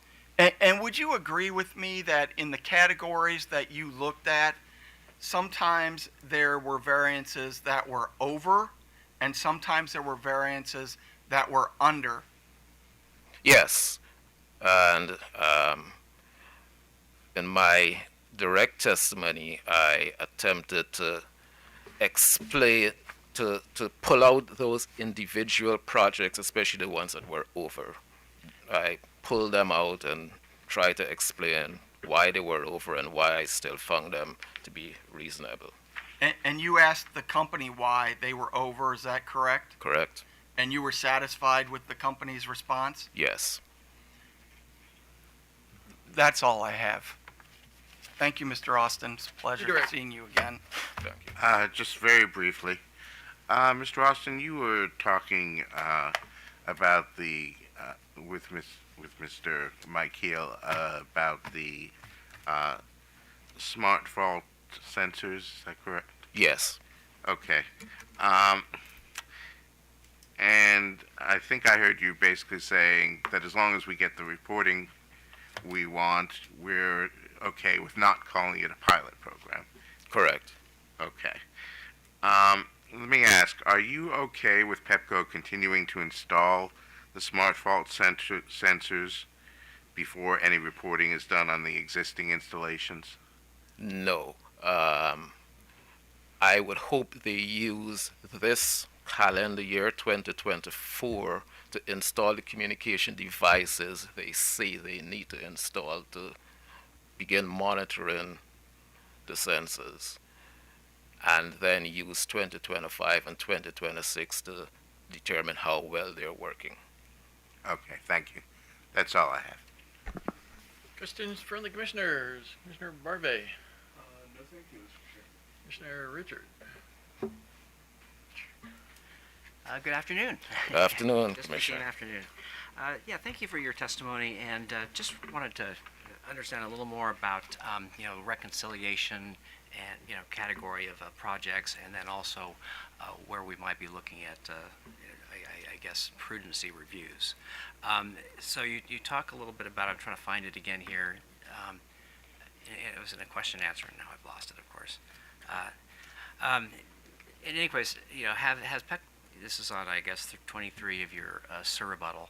Have Pepco filings allowed you to apply the process described above to assess the prudence and reasonableness of the company's actual MYP expenditures? And you don't just say yes, you say, for the most part. Can you help me understand? Did you feel like you had a chance to fully apply all the standards and everything that goes into your prudency reviews, or do you have reservations about anything? Yes, when information or I'm just. We're also in this. We haven't had a chance to do our lessons learned yet on MYPs, but we're kind of forced to consider it right now because we have MYP 1 and we have to consider projects, some things, and I'll ask you about reconciliation, but also projects have been completed, and so I'd like to understand the staff's ability and other parties' ability to do those kind of prudency reviews. Yeah. When I said for the most part, I was thinking, for example, like the distribution fault sensor program that they're going ahead with. So I don't have the benefits information from that program, so that is why I said, you need to make that a pilot or whatever you want to call it. Don't spend any further until we get a report on how that program is doing. So I was thinking about projects like that. the 69 kV feeder rebuild is one that we've been fighting for a number of years. I don't think that I don't think that we have enough benefits to call it a reliability program. Maybe it's more resilience, and we need to look at that in a separate case. So that's what I was talking about for the most part. But generally, I think I got the information that I sought from the company, and they were very cooperative. Okay. Well, let me just ask a little more about this particular project. What is the overall cost? What are the capital expenditures on this project, the smart sensors? It's a few million a year. I think in 2021 it was about 800,000. In 2022, I don't have it. Let me see. Okay. That's okay. Yeah. At this point, I just so we've spent the money on putting these smart sensors out there. I mean, are they doing anything at this point? So right now they are dumb sensors. They just installed they just installed the fault indicators out on the lines, but the communication to make them smart sensors have not been installed as yet. So that is why I'm asking them to take 2024's budget and install the communication devices on those fault indicators, and then evaluate them. A 2-year period, I think, is sufficient to evaluate them and give us a report about how well they're doing. Okay, and you said for the benefit of the doubt, that's the reason we would do that? I mean, I guess I'm just get to the question. Why don't we wait till it's actually completed and know that this was a sound investment? Right. Because if it turns out they don't work, or they certainly don't perform up to expectations, we've already allowed all these costs to put these, as you call them, dumb sensors in. No, so I'm not sure if I'm getting your question, but if we, I think you said, why don't we install all of them? And why don't we finish? Why don't we actually get to the point where they've completed the installation, the full installation, with the appropriate software, the communications, to make that evaluation? So they've begun installing fault indicators out on the system. Okay. So I do not want them installing any more fault indicators out on the system. I want them to install the communication devices to the fault indicators that are already on the system and report back to us how those are working. Okay. If we allow them to complete the program as you're suggesting, then they're going to spend a whole lot more money to install all the fault indicators that they desire to install. Thank you. Now I better understand now what you're recommending. I thought they were going to put them all out there, and then we'll wait to see if they work after they do the second part. But you're taking about a phased approach. Yes. Okay. And then I guess you called it a pilot. Okay. And I guess the only other just understanding on the reconciliation side. So I think the number we're hearing right now that the staff, AOBA, others are okay with is around $9 million. Is that what we're looking at for reconciliation for MY years 1 and 2? That $9 million you'd have to talk to the accounting guys about. Okay, that's not. I don't know. Okay. I just was, again, trying to understand that. And then finally, this you talk about. I guess a significant chunk of the Pepco expenditures was coming from project the company did not have to submit for review when it made MYP. And so what you thought you were going to be evaluating about 140 projects, you actually were looking at 340 individual projects. Can you help me again understand how that fit into your prudency review, and what again, your recommendation? Right. So back in 2020 when Pepco filed its MYP, they were required to present to the commission for review projects that were either $1 million or 0.5% of their annual budget or something, which for Pepco worked out to be $1 million. Right, so all projects that had spending of $1 million or more in any 1 year, Pepco presented for review. That was about 140 projects, and so we reviewed those projects. All interveners had the opportunity to review those projects. But then you put them into categories. Yeah. Was that the appropriate way to look at them in the first place? Or? Well, you're looking at the individual project, but it's good to categorize them because projects that the different types of projects, they're different. There are different standards associated with them. Many projects are, depending on the category, are either discretionary or non-discretionary. The company has to do it, or it falls in a gray area between discretionary and non-discretionary. So So that's the categorization part. But then when going back to the $1 million threshold that I was talking about, so like I said, what I noticed is that there's a lot of money being spent on projects less than $1 million. And so in order to do a proper prudence review, I had to ask the company to give me all of those projects that were coming in under $1 million, and then we interrogated them about those projects as necessary. Okay. So that was your doing. That was your request to again, make sure these categories were complete. Right. Okay, and that went into your prudence review. Okay. I think that's all the questions I have at this time. Thank you. Thanks, Mr. Chair. Commissioner Slitman. Hello, Mr. Austin. Hello, Commissioner. So I wanted to talk a little bit more about the prudency review.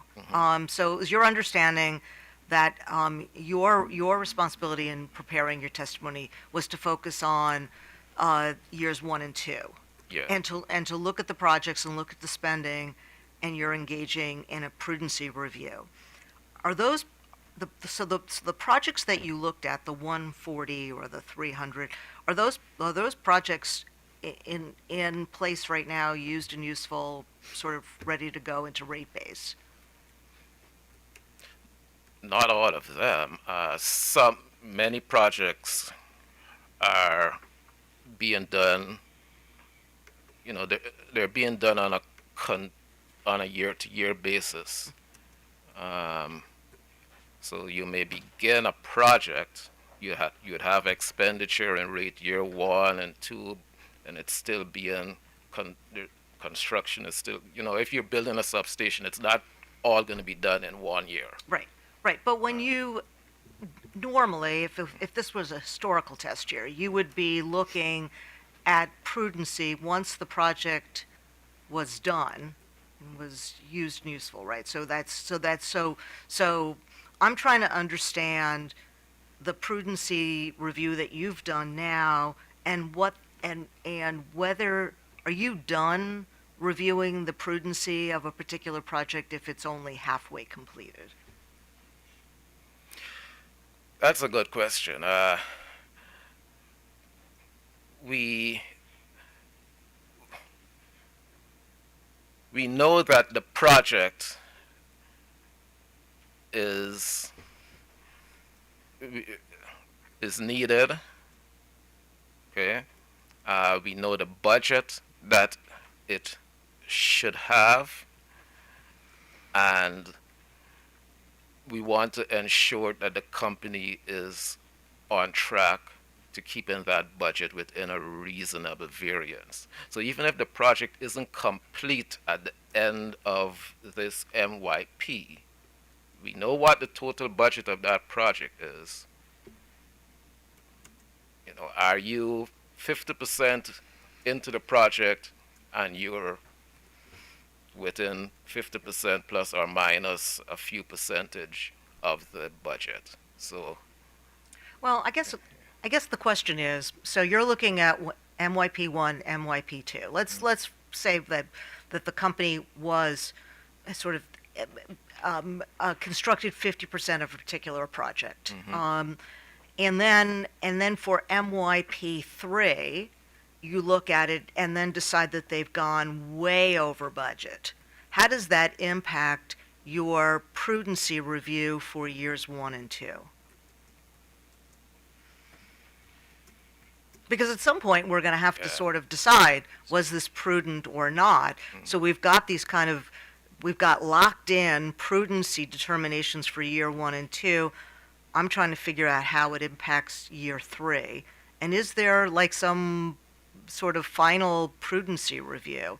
I have to tell you that I'm completely, now I'm coming in new as a commissioner, so I wasn't part of the process for setting this up, but I'm really legitimately confused about what we're doing and what effect your prudency review, because you're required to do that for years 1 and 2, what that means, because I don't really know what it means, and I don't know how that, are you locked in once you make a decision?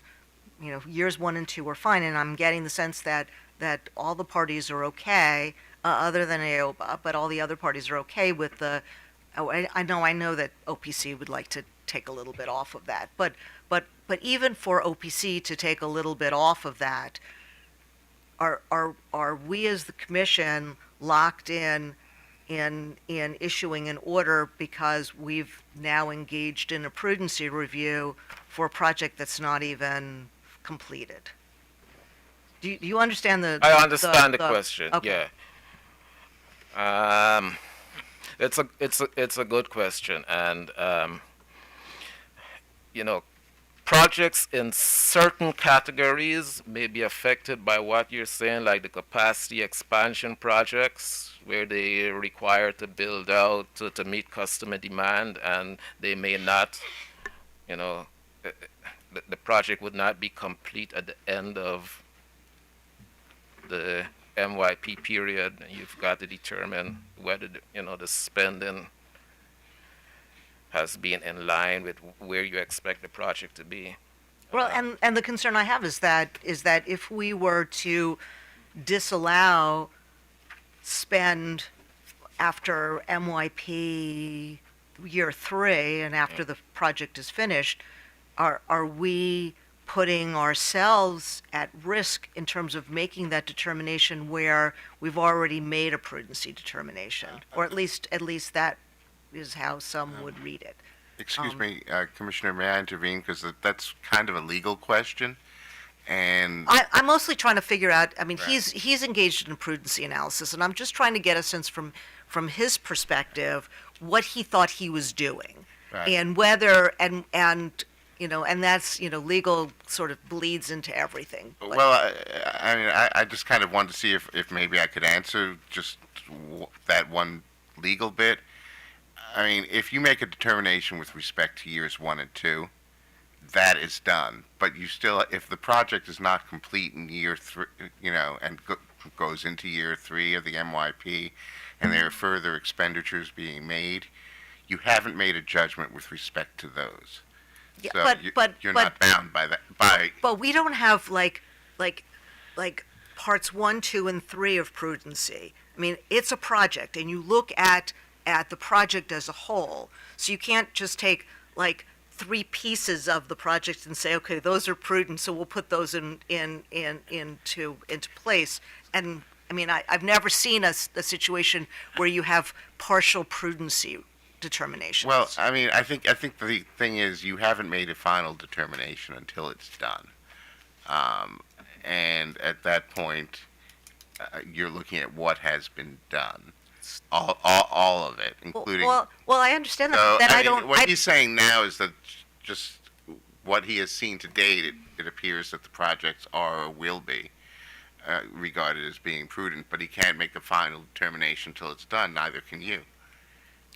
Okay, so then I guess the question is this like prudency with a small p, and then we have prudency with a big P? I mean, I don't, I mean, prudency is prudency, and it can't be like a little prudent. I mean, so I can move on, but I'm sort of, and your response was actually very interesting, because it is making at least me think a little bit more about what's going on. Can I just weigh in? I mean, prudency can be part, and we talked about that. I'm asking the witness. I don't think we're engaged in, I'm not trying to engage in a legal discussion here. I'm mostly just trying to get a sense from the witness about what the witness thought his responsibility was in reviewing Pepco's list of projects. So, Mr. Austin, I wanted to ask a little bit about this comparison of positions that staff put together. Do you have that with you? Now, this one's blown up, but you had a smaller one. Oh. There you go. Thank you, Commissioner Richard. And I'm still a little confused, and I'm hoping that you'll be able to clarify this for me. So you have the line of year 1 and 2, and I'm assuming that's what Pepco was doing for the year 1 and 2. And then we have these other projects that were not part of year 1 and 2, even though the spends occurred in year 1 and 2. I'm trying, and now I understand that the 69 kV project was a project that Pepco was told they couldn't continue to do, correct? No, they weren't told that they couldn't continue to do it. The commission simply expressed concern. Okay. Okay, so can you explain to me why these projects, including the smart fault sensors, why aren't they just part of the year 1 and 2 projects? Why are they separately?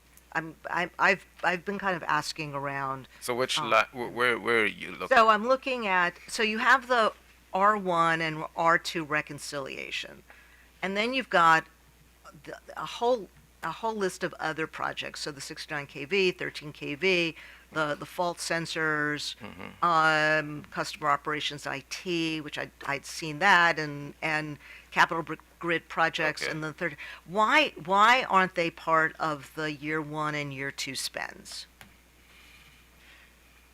Oh. Why are they sort of? And I see that you are recommending some disallowances for those. So I'm just trying to figure out why they're not part of the company's year 1 and year 2 spends. Yeah, I didn't prepare this spreadsheet. Okay, th- but this you is- did look at the projects. I looked at the projects. Okay. Yeah. But this do is- you know why they weren't part of why they were sort of separately? Oh, this 6 to 9 kV, 13 kV, and sensors. Yeah, and I'm assuming those are the smart fault sensors. I think they're. What are they? Aren't these supposed to be pulled out? Of, I have no. This is an accounting spreadsheet. I really have no idea what they're doing here. Okay, well, like for example, the smart fault sensors. Do you know why they're not just part of a year 2 spend? I mean, I am allowing them to spend on the smart fault sensors. I believe spending started in year 1. There's a small amount in year 1. right. A But greater why amount aren't they? in grade 2. Why aren't they just part of the year 1 spend? I have no idea. Okay, all right. Commissioner, would you like me to call the accounting witnesses to the stand, and maybe they might be able to answer that a little bit as well? Which one is that? I'm not sure if it would be Mr. Patterson or Mr. Riley, but at a later point in the proceeding, I can bring one or both of them to the stand. Okay, that would help to sort of clarify for me why, because I'm still sort of struggling. And I think I asked questions yesterday about the 69 kV, and I couldn't really quite understand why they're not part of just the year 1 and year 2 spends. And they might also be able to help you with the question you had before with respect to how that Mr. Austin's determinations would translate into rates, both with respect to the existing MYP and the reconciliations from that and the MYP that's under consideration now. Okay, And Your Honor, Mr. Lemming can address that too. okay. And is Mr. Lemming coming today, or? Either today or tomorrow. Okay. It'll Okay. depend on where we get. Yeah, no, I understand that. Okay, thank you. That's all I have. So, as you discussed earlier regarding the smartphone sensors, your idea is that they install the ones they've installed so far, don't install any more, and then connect them up to the communications so they become smart, and Right. then operate them in 24 and 20. 25 25 and and 26. 26. Yeah, they'll be done installing them, but the communication devices in 24, and then they'll have 25 and 26 to evaluate So- them. Have you and the company agreed as to what the evaluation process should look like? They're going to give us the CD and KD impact analysis. Well, that's what I wrote in my testimony. So that's what if the commission agrees with my recommendation, then the company knows that what we're looking for is the CD and KD impact analysis. Okay. Okay. Oh, all right, go May I ahead. just follow up, since Commissioner Sussman was talking a little bit specifically about the 69 kV feeder rebuild program. Just so I understand fully your recommendation this time on both, I guess, prudency and going forward.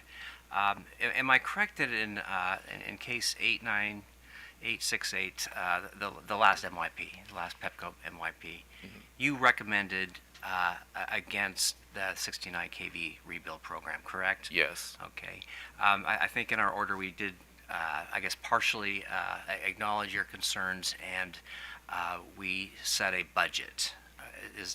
In other words, we didn't give the company what they asked for specifically, but we allowed it in a budgeted format. Is that correct, to your knowledge?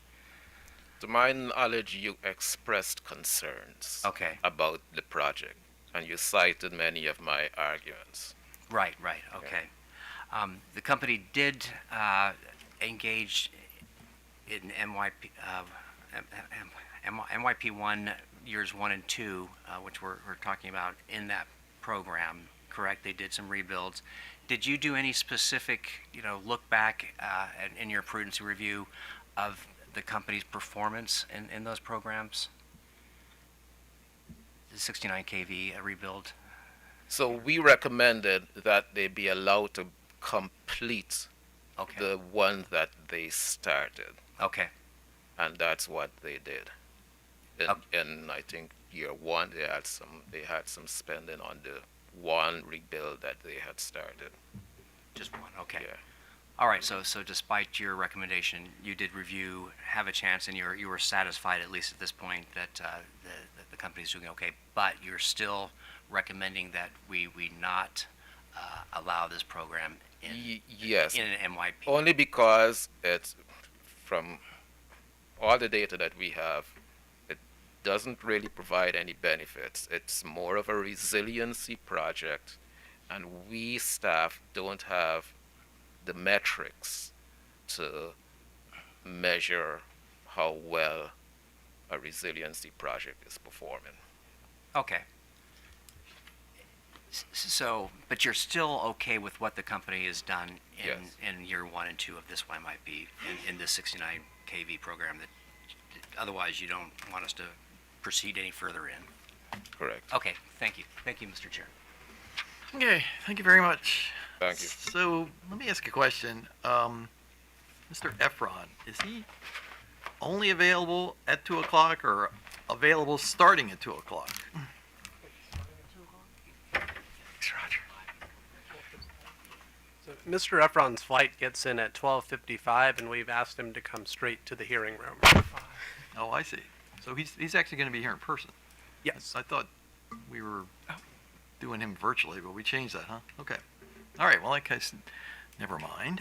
All right. Well, in that case, why don't we take a break for lunch until 1:35? So.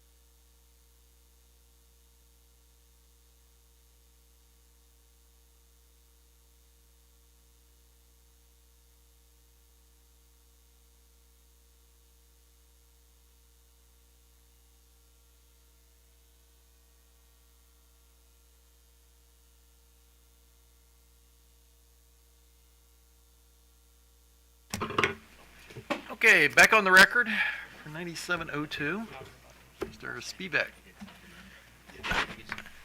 Good afternoon, Chair Hoover, Commissioners. The Commission staff will call Drew McAuliffe to the stand, please.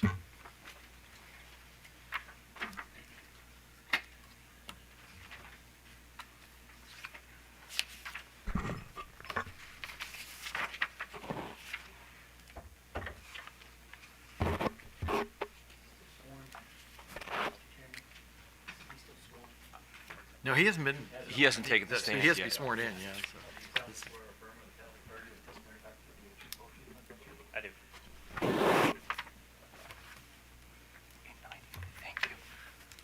Good afternoon, Mr. McCulloch. This is an unexpected pleasure. Good afternoon. Do you have in front of you a document captioned in Commission Case Number 9702, titled Direct Testimony and Exhibits of Drew McAuliffe on behalf of the staff of the Public Service Commission of Maryland and dated December 15th, 2023? I do. Okay. Does the document consist of 2 exhibits and 17 pages of, make that 14 pages of question and answer testimony? Yes, it does. Did you prepare this document, or was it prepared under your direct supervision? I did. Do you have any additions, deletions, or other corrections you would like to make at this time? No. And if the questions were asked of you today as they are asked in this document, would your answers be the same? Yes, Do you adopt this as part of your sworn testimony in this proceeding? I do. Chair Hoover's staff would like Mr. McAuliffe's direct testimony marked as Staff Exhibit 23. So marked. All right. Do you also have in front of you a document captioned in Commission Case Number 9702, entitled Sir Rebuttal Testimony and Exhibits of Drew McAuliffe on behalf of the staff of the Public Service Commission of Maryland, and dated February 23rd, 2024? I do. Does this document consist of 9 pages of question and answer testimony and 1 exhibit? Yes, it does. Did you prepare this document, or was it prepared under your direct supervision? I prepared the document. Do you have any additions, deletions, or other corrections you would like to make at this time? No. And if the questions were asked of you today as they are asked in this document, would your answers be the same? Yes, Do you adopt this as part of your sworn testimony in this proceeding? I do. Chair Hoover's staff would like Mr. McAuliffe's Sir Rebuttal testimony marked as Staff Exhibit 24. So marked. Staff further moves that Staff Exhibits 23 and 24 be admitted into the evidentiary record. No objection. So admitted. And the witness is available for cross-examination. Aoba. OPC. No questions, Your Honor. Walmart. No questions, Your Honor. Pepco. No questions, Your Honor. Questions from the commissioners? Okay. Do you have the company's testimony? Witness Cledic, I believe is how you pronounce it. Is that who you're referring What's to? that? Witness Cledic. No. Do you have I'm looking at witness McKenzie. Oh, I don't have it in front of me. So can you give the witness Mr. McKenzie's rebuttal testimony? Rebuttal. Okay, I'll see if we can dig that up.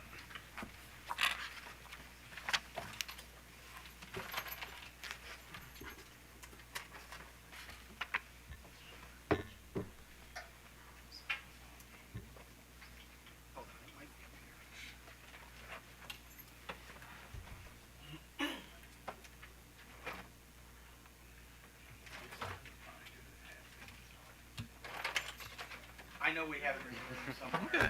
Well, I can give mine if you want to. Since it was done, I Yeah. took all mine back. Yeah.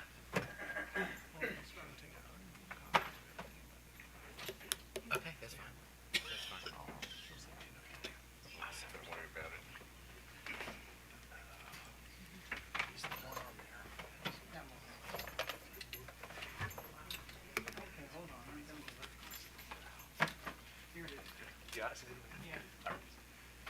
Or let me make sure it's his testimony. This could be DR's. Yeah. You want rebuttal? Yes. Mm-hmm. There you are. Sorry about that. Oh, that's fine. So if you could turn to pages 13 and 14 of his rebuttal testimony. Sure. 13 and 14.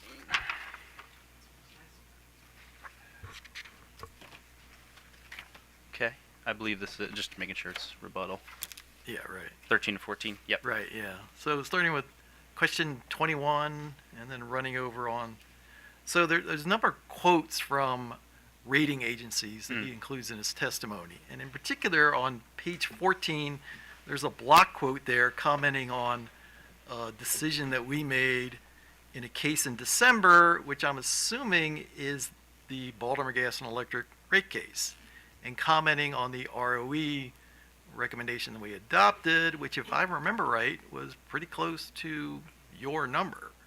Yes. I believe And so, yeah. so I guess what I want to know is your view of their opinion. And when he was on the stand, he thought that these concerns raised by the rating agencies were fairly serious and that we should take them into consideration in making the decision in this case. So I guess I want your opinion on that. Sure. Well, so I guess I would note that obviously S&P is taking the complete, one-sided view of these kind of decisions coming from the investors, side of things. So, obviously there's a, for lack of a better word, a bias there. I think their main, what I think they're seeing is just, they're just looking at the pure, well, the ROE was X 3 years ago and it's X today. And they're just saying, well, that doesn't seem to, with where rates have gone, that just doesn't make sense to them. I guess I would argue that's just kind of a narrow way to look at things. So obviously commissions make decisions for various reasons, and I've pointed that out in testimony in other cases. For example, why I'm not a fan of that risk premium method that just takes commission decisions, because some commissions include, just say, reductions in ROE because the company had bad reliability ratings, just say, for example. That has happened before. So they're just saying, well, the commission previously, I think BG was a 9.4 for electric, and I believe you awarded 9.45 in the recent case. Or maybe it was 9.5 to 9.45. Somewhere in that ballpark. Apologies, I can't remember off the top of my head. But, yeah, so they're just seeing that number and saying, well, I guess it's more risky to investors because the commission is being kind of more restrictive. I'm not sure the phrase they use, but again, I think that's just kind of a short-sighted way to look at it. Again, because I think even Witness Kenzie tried to point that out in this case that, well, we're awarded 9.55, so it really shouldn't go down because of current expectations. But if you look at staff's testimony was lower in the BG's first MYP than what the commission awarded. So I would argue that it's really just that the commission had moved, not where staff came from as well. So there's kind of a lot of things to consider there. I believe my recommendation in BG's case was 9.2 in that first MYP, or 9.3 at least. So they're just kind of looking at what the commission decided and kind of using that narrow view instead of kind of considering all the factors, in my opinion.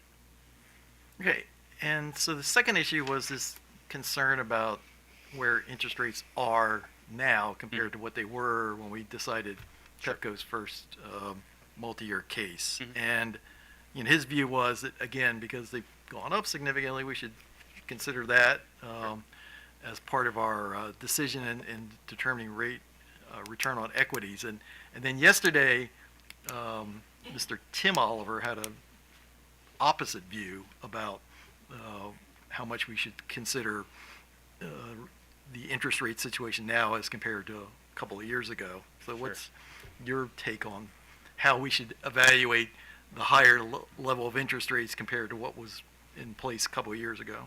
Sure. Yeah. I mean, I think it's kind of hard to say, well, the commission awarded this previously and this one input has changed, so therefore you must do Y.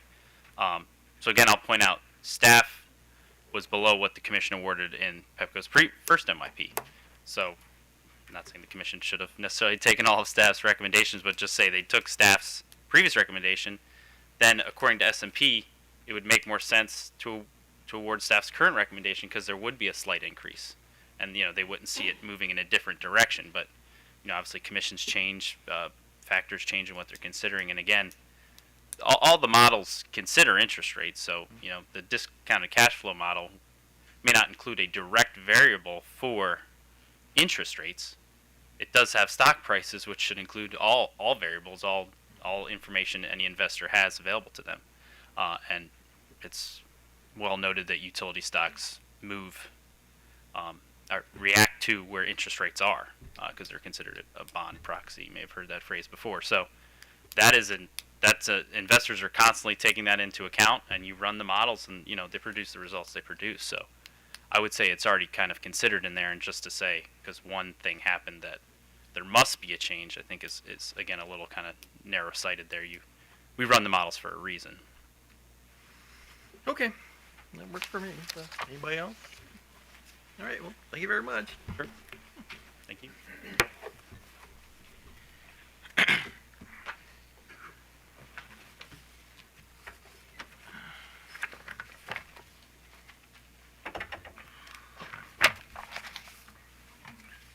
right, just give us a moment to switch over.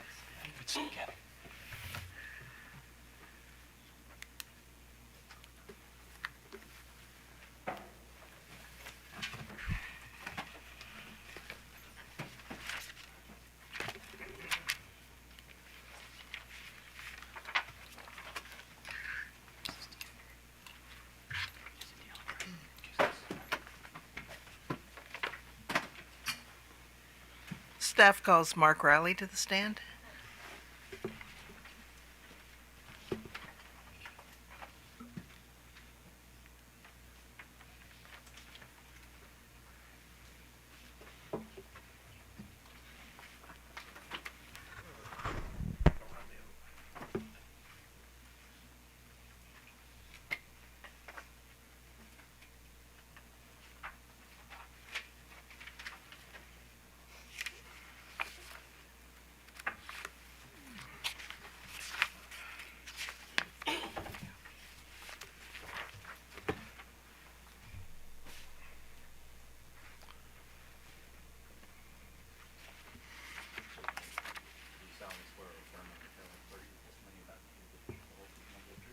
I do. Good afternoon, Mr. Riley. Could you state your name and business address for the record? Sure. My name is Mark Riley, MarkRielly, and I work at 6 St. Paul Street, Baltimore, Maryland, 21202. Mr. Riley, did you file evidence in this case, 9702? Yes, I did. And are you aware that testimony has been stipulated into evidence in this case? Yes. So you're actually being called not to testify about your testimony or to answer questions about your testimony, but to answer questions about the comparison chart that was submitted in this case. Are you familiar with that chart? Yes, I am. And if you know, is that chart usually submitted in evidence? I believe not, but I'm not certain. Uh, I believe it's distributed, but I don't know if it's admitted in evidence. For this, it has not been put in evidence in this case, but there have been some questions about the some information that appears in your testimony with regard to capital improvements. Can you tell me where the information that's in the chart came from for a staff's position? Yes, I did a comparison between the comparison chart and my exhibits, and I found that all the numbers in the comparison chart for fiscal years 1, 2, and 3 could be traced directly to my exhibits. Thank you. Your Honor, I think it's the commission that has questions for Mr. Riley. Commissioner Suchman. Yeah, I think it's Commissioner Suchman that has the question. Okay. Good afternoon, Mr. Riley. So I was actually no. Do you want the chart? No, I have a copy. Okay. Okay, all right. But ours is the really Yeah, big that's one. right. Okay. So in my conversation with Mr. Mr. Austin, I asked him why the categories below R1 and R2 were broken out and why they weren't considered part of R1 and R2. And so it was suggested that perhaps you could be able to answer that question. Okay. Well, the comparison chart, since there's no disagreements between staff and Pepco, there's no dollar amounts. There's zero. For the first two rows. If you look First under, lines.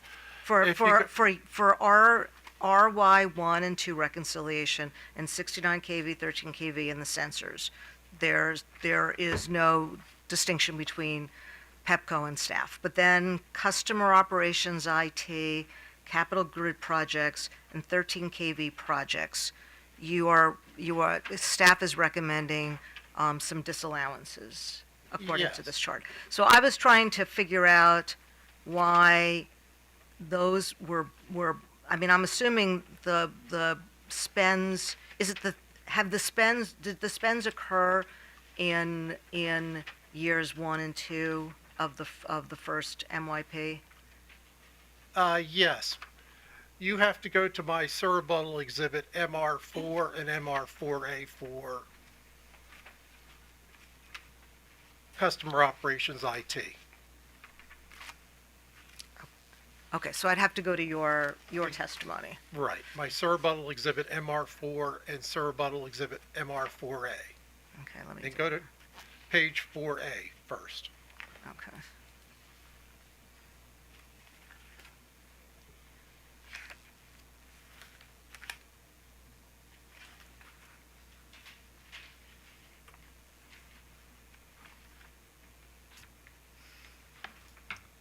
Okay, so which one? Surrebuttal exhibit MR4A. We're going to talk about, we'll go in order and do the customer IT. Okay, let me just get there.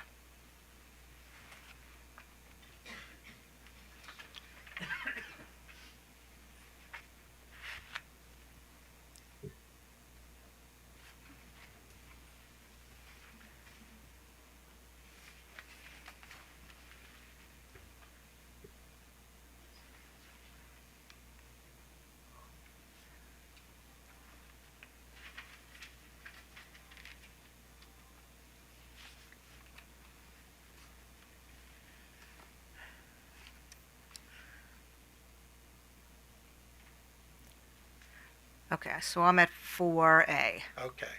As you notice, the first column towards the left that go 2023 through 2027, I pulled those numbers directly out of witness AC Young's testimony, schedule ACY1, but I had to convert them from calendar year to fiscal year, so the numbers do not exactly match.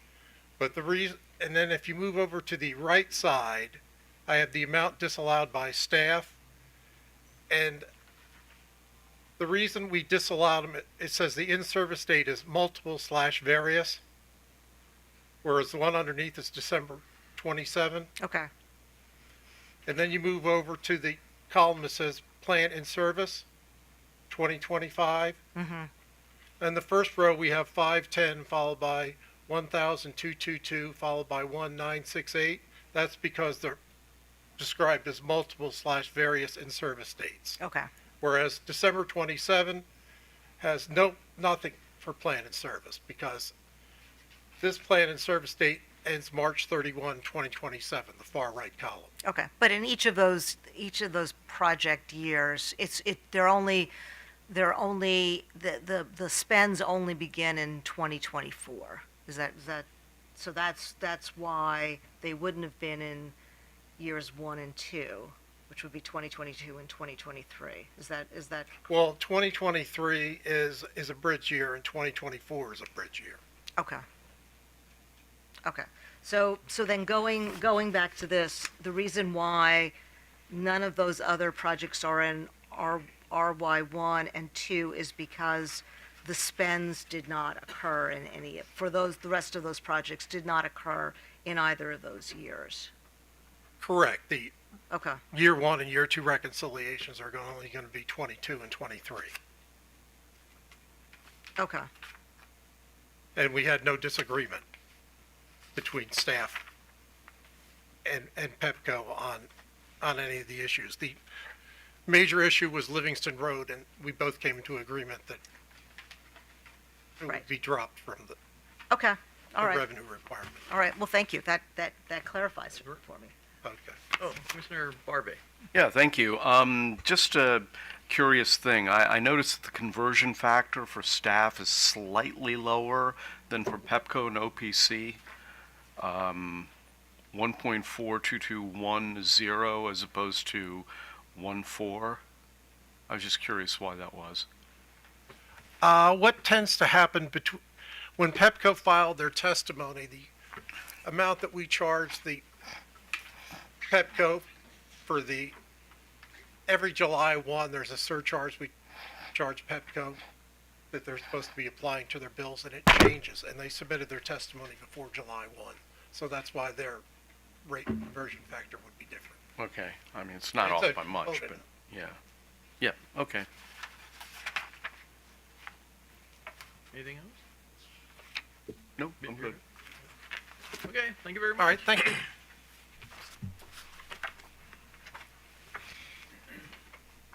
I think it's time for my witness, Your Honor.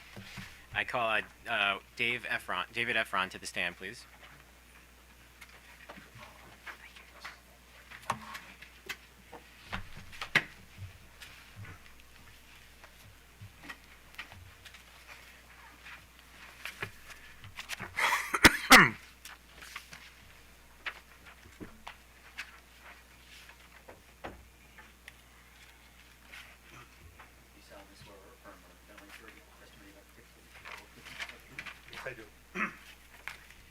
Good afternoon, Mr. Efron. Good afternoon. Can you identify yourself for the record, state the name of your employer and your business address? Yes, my name is David J. Efron. I'm self-employed doing business as Berkshire Consulting Services.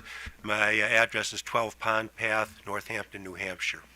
And you filed 2 rounds of pre-filed testimony in this case? Yes. And do you have before you a copy of your direct testimony filed on December 15th, 2023, consisting of 22 pages of testimony, 1 appendix, and 4 exhibits? Yes, yeah, excuse me. Yes, I do.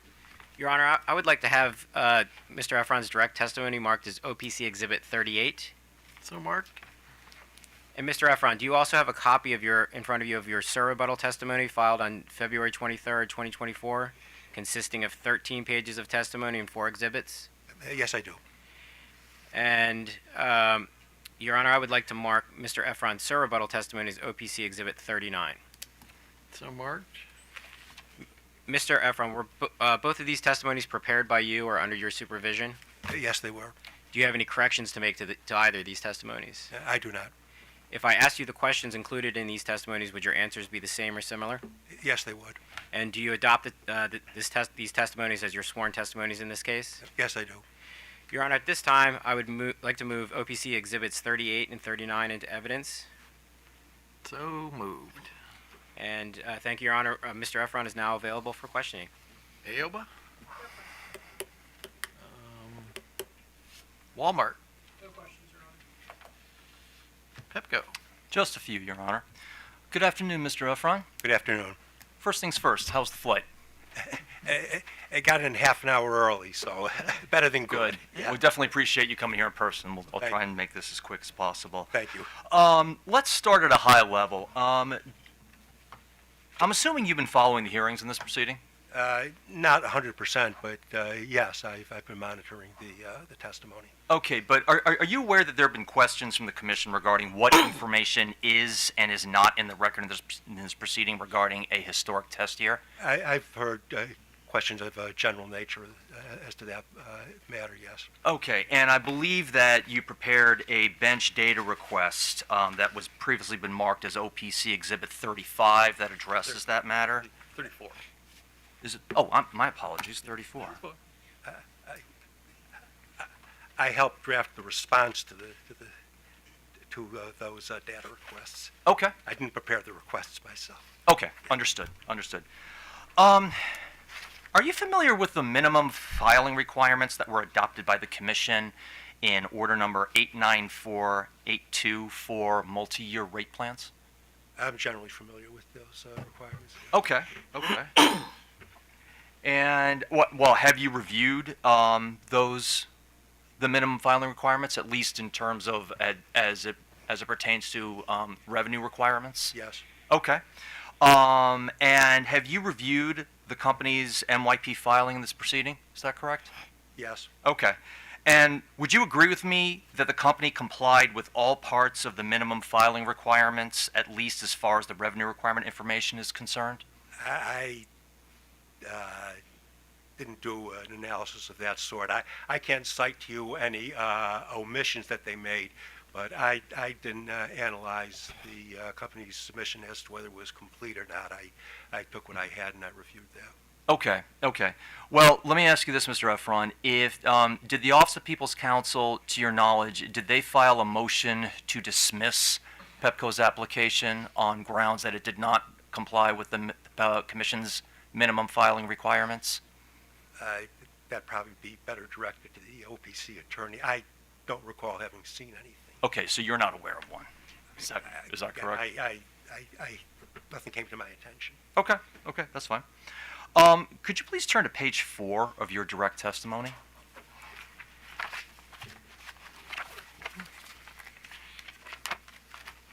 And I'm looking at the discussion beginning at line 13. Let me know when you're there. I have that. Okay. Here you summarize your calculation of the revenue requirement deficiency based on the recommendation of OPC witnesses Stevens and Alvarez that Pepco's MYP should be rejected. Is that correct? Yes. And you calculated a revenue deficiency of $13.5 million approximately. Is that correct? That's correct, yes. Okay, and that revenue deficiency was updated on page 1, line 20 of your surrebuttal to 11.3 rounded. Is that correct? That's correct. Okay. Now, you calculated that revenue deficiency using the ROE recommendation put forth by OPC. Isn't that correct? Yes, that's right. Okay, and that ROE was 9.25%. Is that correct? That sounds right. Okay. And is it also correct that you calculated that revenue deficiency using OPC's recommended depreciation rates? Yes. Okay. Would you agree with me that if the Commission adopted a different ROE or different depreciation rates, that those would need to be flowed through your calculation? Yes. Okay.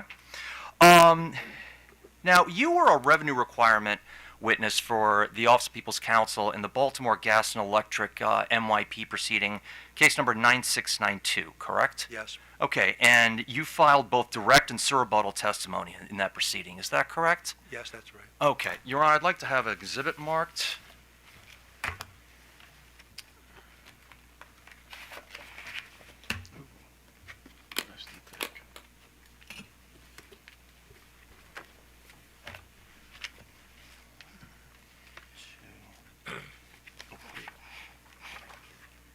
Okay, yeah, here.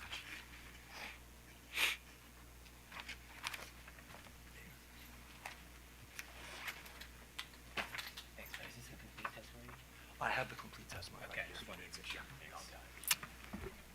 Yep.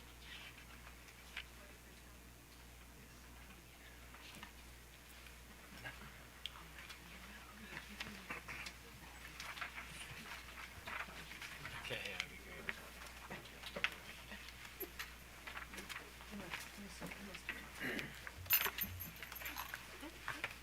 What is this going to be, 80? Okay. Mr. Efron, I've handed you a portion of your BGE testimony, your direct testimony that was filed in case number 9692. If you'd like a complete copy, I do have it right here. So let me know if you need it at any time. Do you recognize this testimony?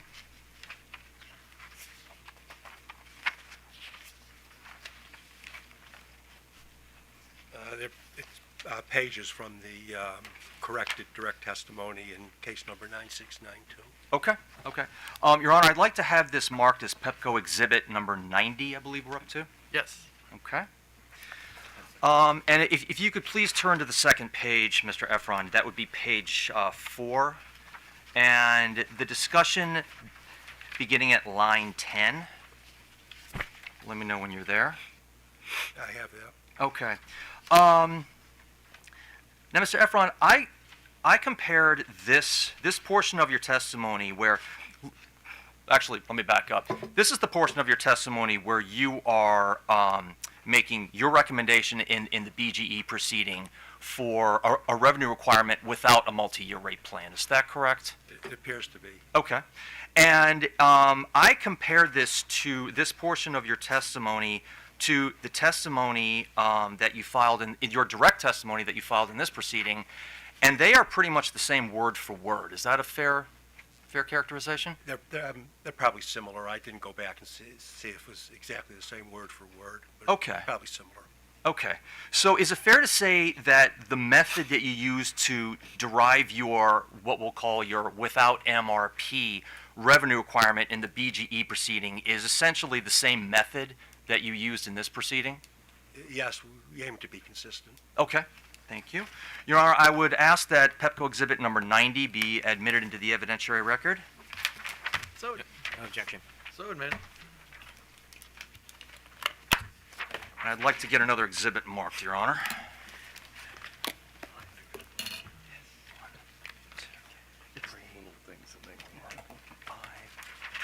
There's one for you in there.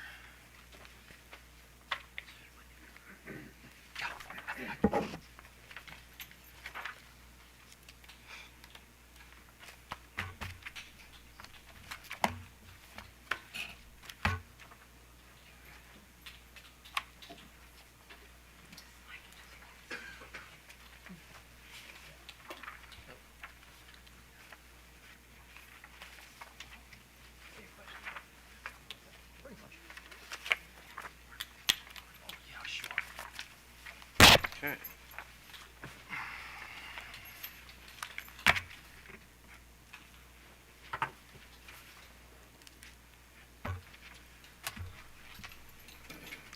Okay.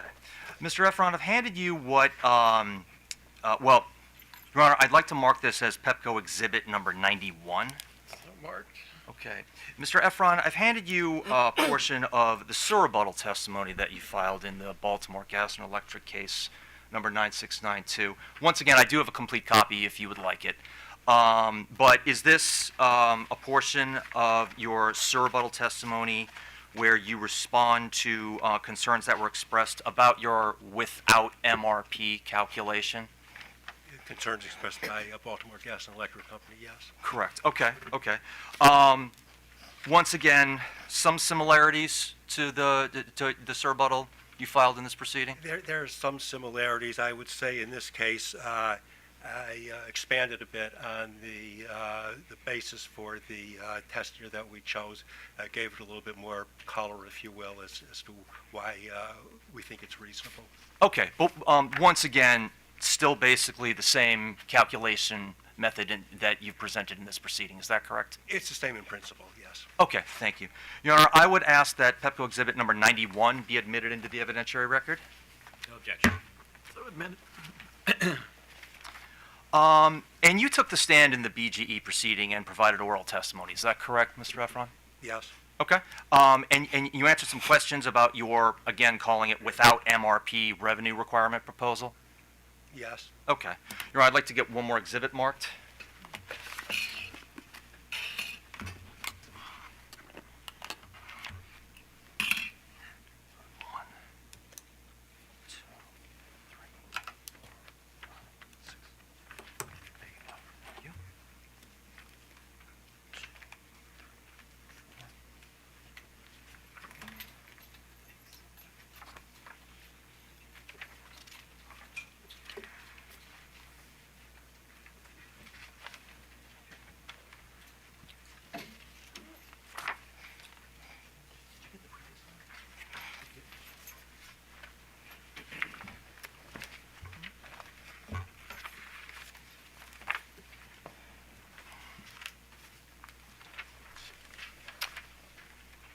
Your Honor, I would ask that this be marked as Pepco Exhibit 92.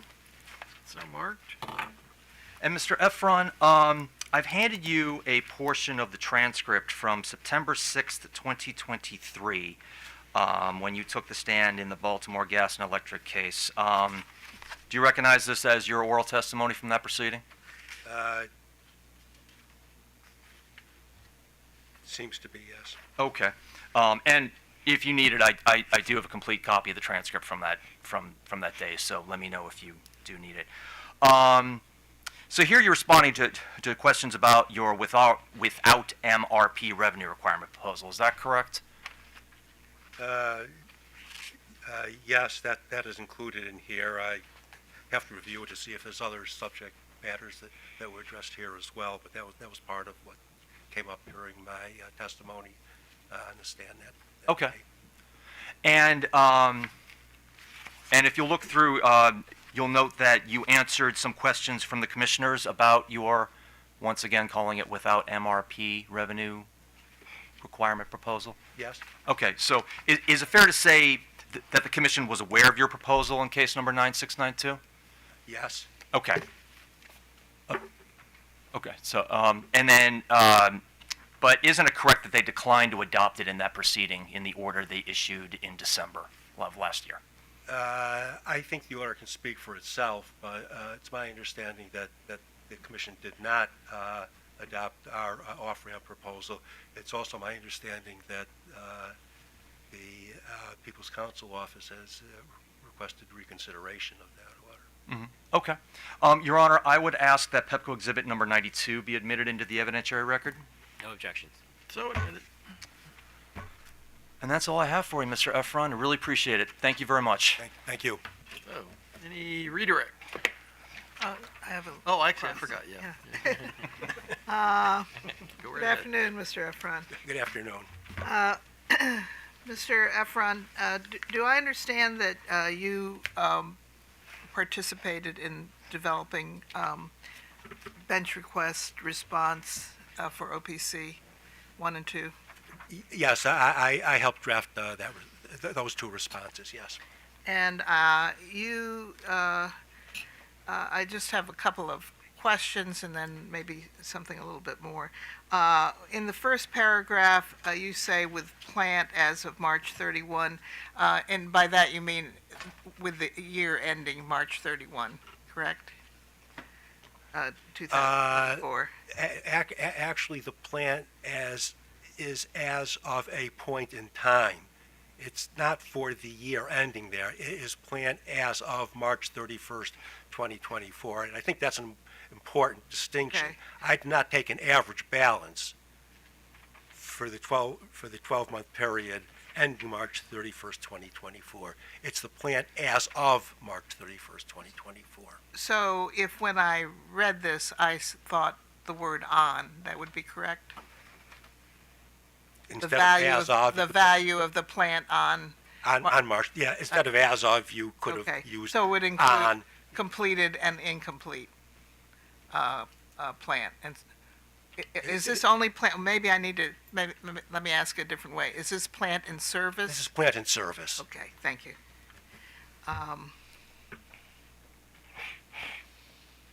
Now, you say the test year is not an end in itself, and I think in your testimony, could have been your counsel, so you could correct me if I'm wrong, says that there is enough evidence in the record to actually produce a one-year result?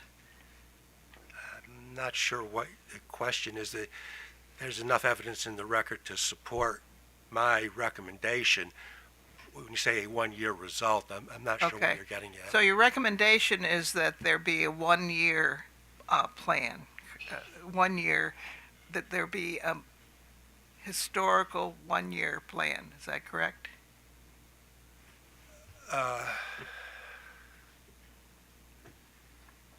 I don't want to get into something that might be a bit above my pay grade here, but I'm proposing a revenue requirement to establish rates that would go into effect. I guess a little complicated because of the methods being used here, but in substance would go into effect as of April 1st, 2024. How long they would be in effect? Well, it would just be like it would be in a traditional rate case. Okay, well, that's great. And that's in your testimony then, rather than this letter, correct? I'm sorry. What? If I want information about what you're proposing for test year, because I think we've had some representations that there's enough evidence in the current record to do a one-year plan. Perhaps it's historic and perhaps it's projected. Would we find what you just talked about in your testimony, right? In your rebuttal testimony? What I have in my rebuttal testimony is what's described here. It's a revenue requirement with rate base as of March 31st, 2024, and operating income for the 12 months ending March 31st, 2025. This is what we used as our proxy, if you will, for what the test year revenue requirement might be with traditional rate making. We do not have the information we need to replicate a revenue requirement based on the Commission's traditional rate-making approach with historic test year, certain pro forma adjustments to rate base, certain pro forma adjustments to operating income. I've done what I can with the evidence that we have available. Can you direct me to the place in your rebuttal testimony? Because I think you've updated all your numbers in rebuttal, correct? Yes.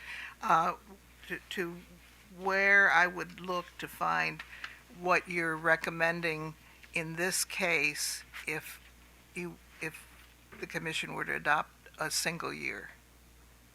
Well, I guess you can go to the comparison charts, or you can. Well, that's not. We never introduced that as evidence. We okay. prepare that as a help, but we never well, introduced that as right. evidence. Then our position is with my rebuttal testimony. Exhibit DJE 5, Schedule A.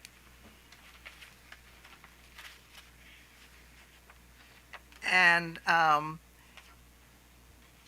that number is 11,267,000, correct? Yes. And to the extent I need to look somewhere else, you've pointed me where else I should look in your exhibits. I think everything is referenced on that schedule, where all those numbers come from. Thank you.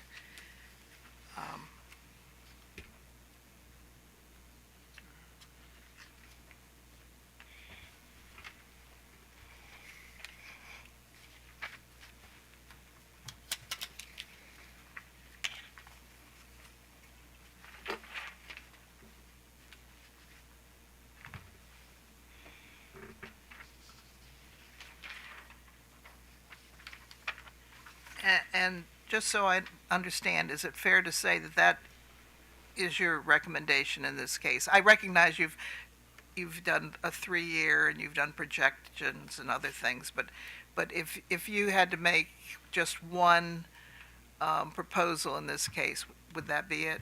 I don't want to get beyond the scope of my testimony. I'm not the People's Council witness who's recommending what the commission should do about the multi-year rate plan.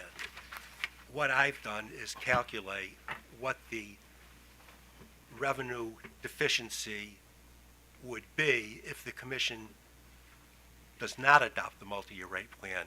But the question of whether to adopt the multi-year rate plan or not is beyond the scope of my testimony. So you don't have a position on that? I was not tasked with making a presentation on that matter. Okay, thank you.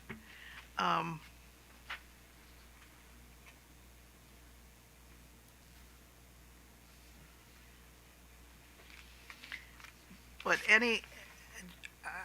I hate to ask over and over. I just want to make sure I'm clear.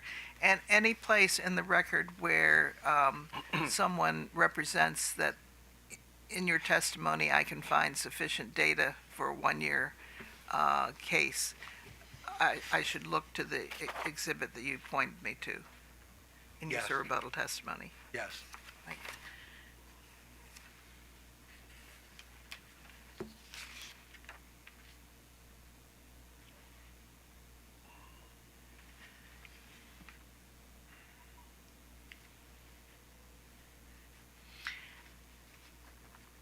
And on page 2 of 3 of OPC's response, on page 2, first full paragraph, Are we looking at the cover letter now or the actual response? Excuse me, actual this response? is labeled at the top, it says OPC response to bench data request number 1. Okay, yes, okay, I have that, yes.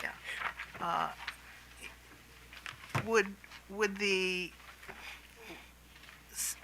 words or the sense that is conveyed in that first full paragraph be found in your testimony?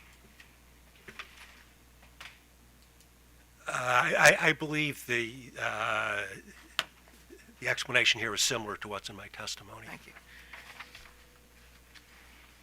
If you just give me a minute, Yeah, I don't think it's verbatim the same. No, that's fine. But it's at least similar. It's not a new idea. It's not novel for this.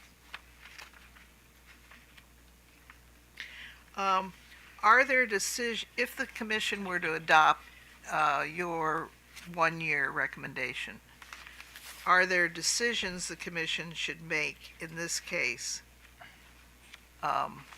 in order to implement that? I'm not going there. That's not for me to say. The numbers that you tell us and the way in which they're derived, did you review the derivation of those numbers that are in your exhibits? I prepared them. I didn't review them. I prepared them myself. Okay. But they incorporate recommendations of other witnesses, as Pepco counsel pointed out. I incorporated the OPC rate of return recommendation. I incorporated the OPC depreciation recommendation. I incorporated the OPC recommendation on the electrification adjustments. So I've calculated the revenue requirement that comes out of the framework that we're using, plus my own adjustments, plus the incorporation of those other adjustments. But I can't direct the commission what. No, thank you. But I think you enumerated at least 3 decisions the commission would make, even if they were to adopt your 3-year plan, or that they would be making in adopting, not 3-year, your 1-year plan, or that they would be making in adopting that. Well, I don't think their approach there would be any different from what it would be in the traditional rate case, or for that matter, what it would be in the multi-year plan either. If the commission finds Mr. Woolridge's rate of return recommendation to be appropriate for the multi-year plan, then they should find it to be appropriate for the off-ramp that I've calculated. But I don't present arguments to the commission on what return on equity they should have. Okay, so they could make those decisions and plug them into your exhibit and come out with something that would be consistent with what you're proposing. It wouldn't be the same number, but it would be not inconsistent. Perhaps that's a better way to put it. The commission or its staff could do that, yes.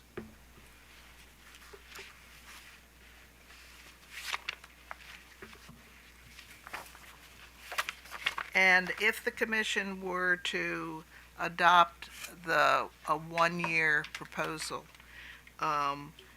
would temporary rates be required? That's not for me to say. Your Honor, can I approach the witness? He needs a drink of water. Oh, sure, yeah. That's beyond the scope of my testimony.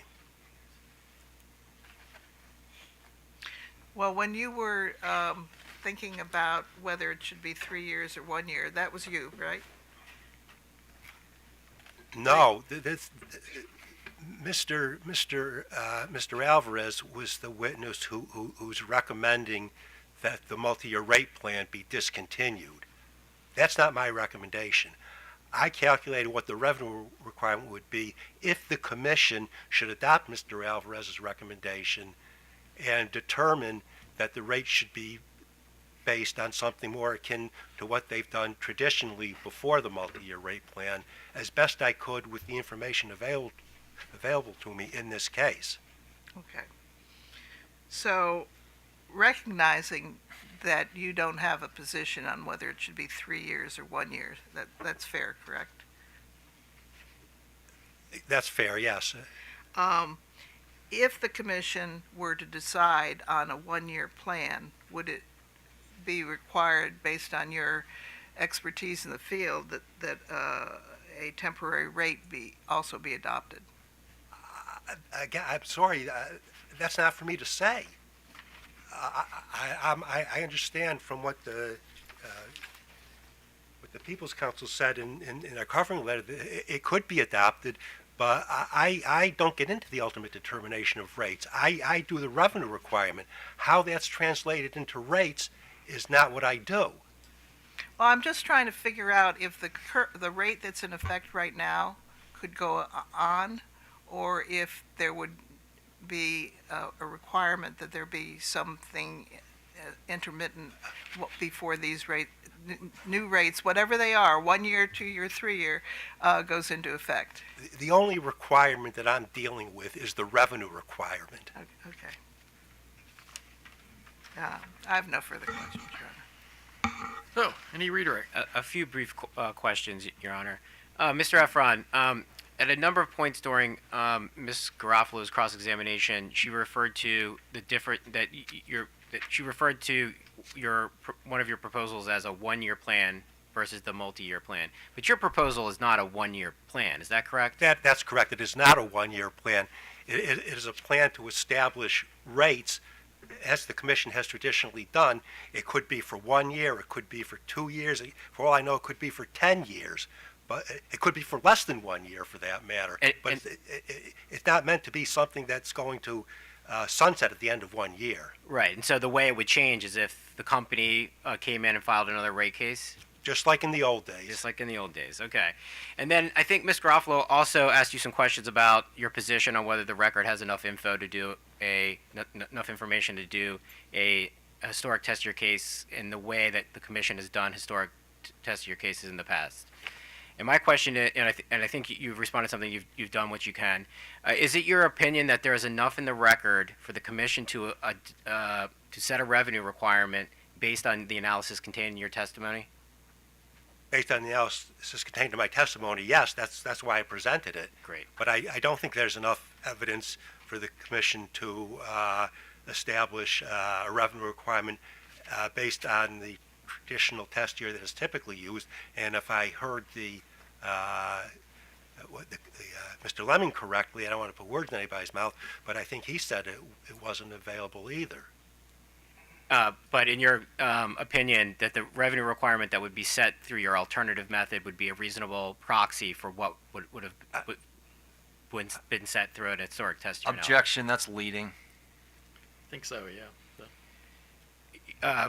Mr. Efron, do you believe that your recommendation contained in the portion of your testimony about what will happen if the MRP is rejected is reasonable? Yes, I do. I think it's a reasonable proxy for the historic test year, and as I sit here, I haven't heard anything to the contrary. Great, thank you. No more redirect, Your Honor. Questions from the commissioners? Commissioner Barbe? None, thank you. Commissioner Richard? Good afternoon, and thank you for making the flight. I want to be careful. I think really a lot of my questions have been asked and largely answered. So let me just make sure I understand.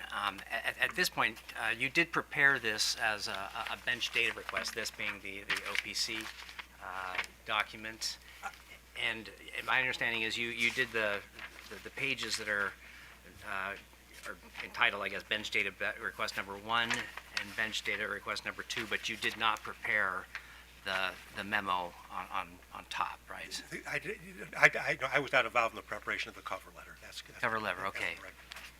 Okay, and at least one of the reasons I had for wanting this is just after having an opportunity to hear from company witness Lemming, I had some questions really about both the AOBA and your I would call it now the alternative to an MYP proposal, not necessarily a historical test year proposal. Is that a better way of putting it? I think that's a fair characterization. Yeah. Okay, so your alternative, I did note that that was described as, I can't remember which was which, but one of the proposals was arbitrary, the other was unjust, and then I think there was also something to the effect that the company was unable to defend it.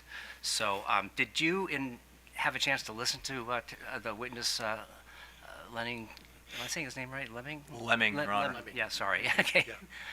Apologize if I'm getting it wrong. I see him back there. Did you have a chance to listen to any of that testimony? Yes, I did. Yes, I did. Okay, and did you hear anything in that exchange that, again, gave you pause or anything you specifically would want to respond to? Pause, not me, I guess. Well, there was one thing, and I'm not sure I was following it completely, but he seemed to identify some inconsistency or infirmity in the way I'd actually done my calculations.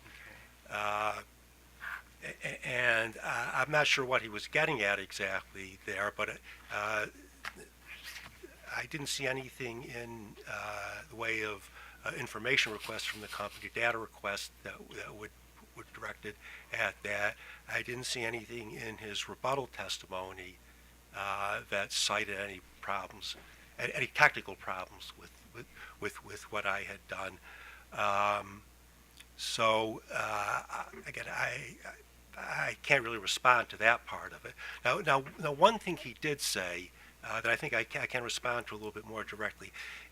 He said, well, for example, if historic test year was used, QIP would be included in rate base. And this is alluded to in the response that's in here. And he's right. On the other hand, AFUDC would also be included in operating income, and that would offset the revenue requirement effect of the CWIP, including rate base to a large extent. And Mr. Lemming was asked about that, and he responded, well, yes, that's true, but that there would still be construction work in progress not accruing AFUDC that would be included in rate base, and that would cause a revenue requirement increase. And it looked at that narrowly like that. That's also correct.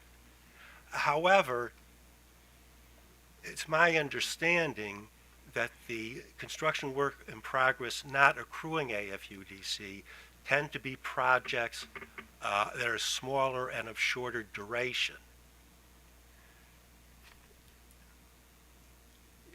So, in effect, those projects will be going into service as time passes with a relatively short construction framework. So, I'm using a rate base that begins as of the beginning of the rate effective period. Much, if not all, of what was construction work in progress not accruing AFUDC during the historic test year would be plant in service when the rate effective period begins.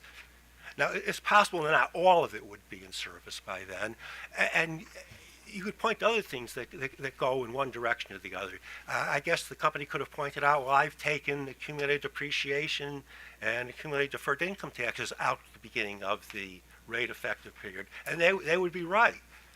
But in response, I would say, yes, but I've also taken plant in service at the beginning of the rate effective period, which is farther than the commission, to my knowledge, has ever gone using a historic test year. So there's things that go in both directions, but I think on balance that what I've done here is a reasonable proxy for the revenue requirement using a traditional historic test year. Okay, thank you for that.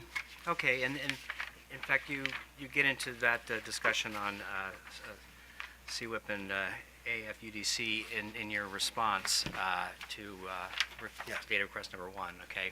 And that, again, was largely prompted by the testimony of company witness Lemming. Is that correct? I apologize for the redundancy. But Oh, no, yes, no, yes. I think it's important for the record, and that's really what I wanted to kind of establish. There's really nothing new here that, and I think staff council went through this. There's really nothing new in either of these data requests that we can't find already in your testimony. Is that correct? Well, Or basically in response to these proceedings. Yes, the little colloquy in here about the construction work in progress and AFUDC, that was not explicit in my testimony. So that was I don't think that was in the record before the questions to Mr. Lemming and this response. And I think the response where I elaborated a little bit more beyond what had been in the record previously.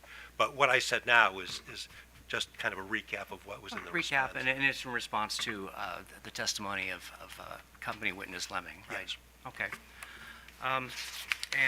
But your alternative MYP approach, it's described in here, but again, it's in your testimony, correct? It's in my testimony.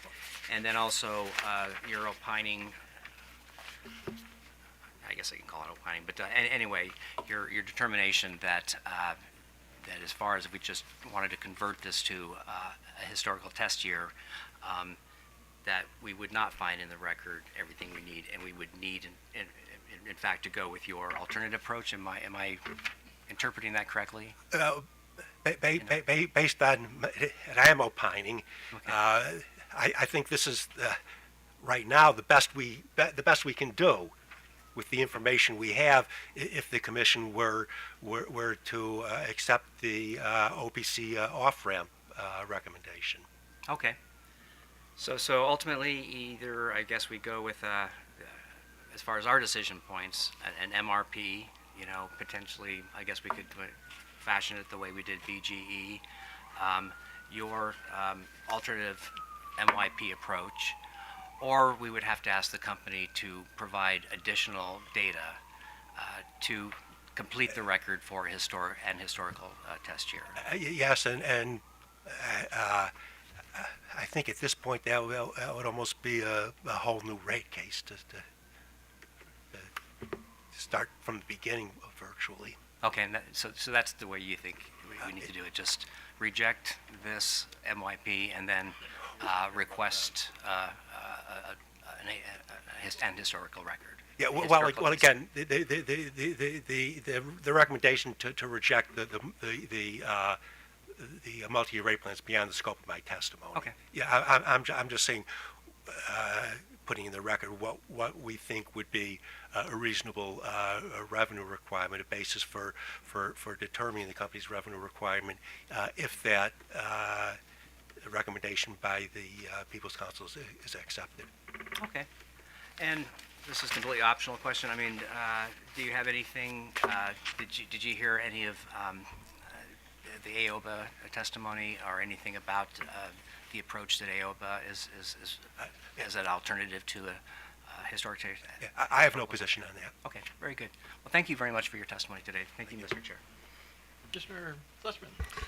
Thank you, Mr. Chair. Good afternoon, Mr. Efron. Good afternoon. I actually wanted to focus on the reconciliation numbers. And specifically, if you could turn to your surrebuttal exhibit DJE-7. And let me know when you're there. Yes, I have that. Okay, so this chart lays out what your recommendation would be for the adjustment to the reconciliation that includes your OPC's recommended disallowances. Is that your understanding? That's correct. These would be adjustments to the company's position Right. on the reconciliation. Right, and the adjustments would come in on that first line, adjustment to average plant balance. That's correct. Okay, for years 1 and 2. Yes. And those numbers were given to you by Misters Alvarez and Stevens? Yes. That's Okay. Do you know, can you speak to what those numbers reflect? No. Okay, so those are the numbers. Okay, and then the adjustment would be that 800,000 for year 1 and 2.6 million for year 2 for those. Okay. Yes. Okay, and you can't speak to questions about prudency. That's beyond the No. scope of your. Okay. Mr. Chair, that's all I have. Okay, so we go to page 5 of your sir rebuttal testimony. And the answer, starting at line 14, where you say you've calculated the revenue deficiencies of 26.9, 30.8, and 16.4. So that's your recommendation. If we go ahead with with a 3-year MRP, these would be the revenue deficiencies we'd have to cover going forward, right? A couple of things. Yes. One obviously is, I hate to keep repeating myself, it incorporates the recommendations of the other OPC witnesses. Yes, I understand that. And also, that's before any acceleration of the tax benefits Understood. as well. So the company had a similar, proposal, but obviously their numbers are much larger. But what I noticed with theirs was the largest increase came in the first year, and then somewhat lower in years 2 and 3. Where yours is, I don't want to say just is different. So I guess I'm trying to understand the difference between the two, other than the discrepancies about what ought to be in there. It kind of relates to how things changed from what their approved rates are now to what they would be if the multi-year rate plan were to continue. So, just for example, in the first year, the company's adjustment would be much larger. Adjustment wasn't wasn't the right term. Their calculated revenue deficiency would be much larger because, an example, they're using a higher rate of return than the commission authorized for the current multi-year rate plan. But that rate of return stays the same over the course of the multi-year rate plan. So you have that big jump in the first year, but then in the subsequent years, it isn't so much because you don't have to, lack of a better word, I'll say, make up that change in the rate of return from the approved rate of return to the authorized rate of return. I believe Dr. Woolridge's return on equity recommendation was a little bit lower than the commission had authorized. So but there's still other changes going on, but from year to year. So the increase in that first year is much lower than the company's. But then after that, that's not kind of the mirror image.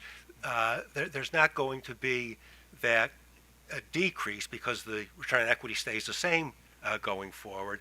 And what will affect it going forward, for the most part, are the other normal changes you would see going on from year to year, changes in expenses, changes in investment, and that kind of thing.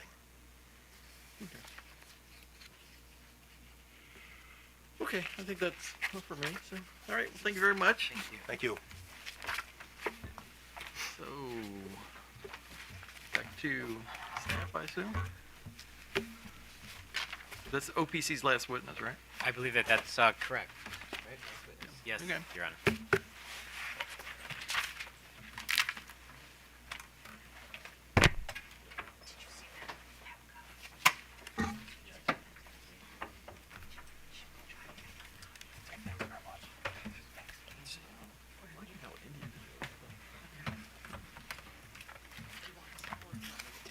No, I'll shoot something to her.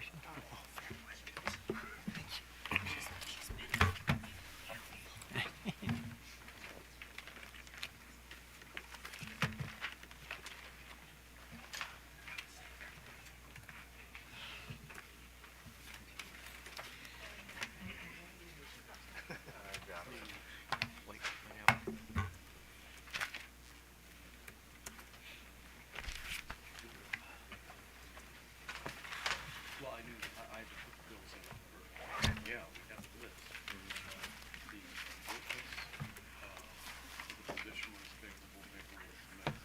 Okay. Follows for information, had their above numbers. Okay. That's why I really love, I'm missing that, because I would be able to look at the page. Because I could do that. I can only remember written it down. I can jump back here. It's just that kind of motor mind type of. In fact, there's is that? Next one, John Drew Wilson.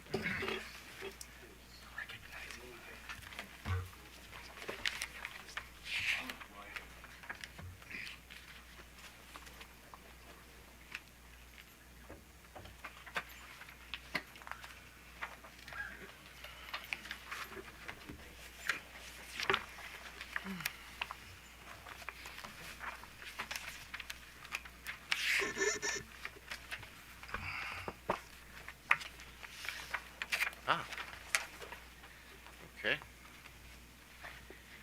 Commission staff calls Christopher Lowe to the stand.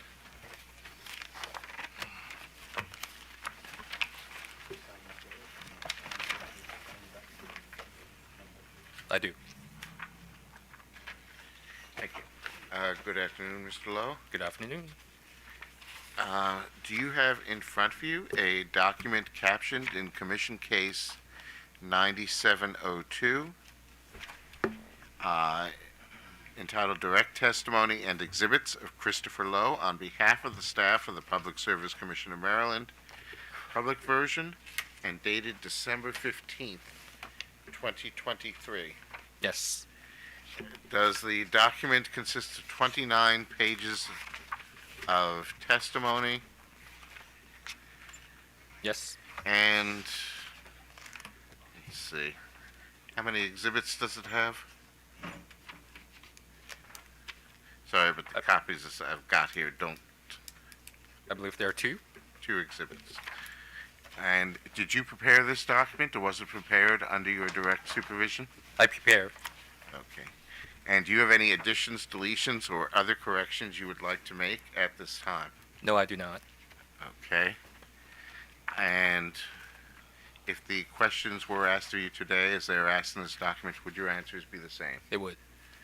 Okay. And do you adopt this document as part of your sworn testimony in this proceeding? I do. Okay, thank you. Chair Hoover, staff would request that the public version of Mr. Lowe's direct testimony be marked as Staff Exhibit 25.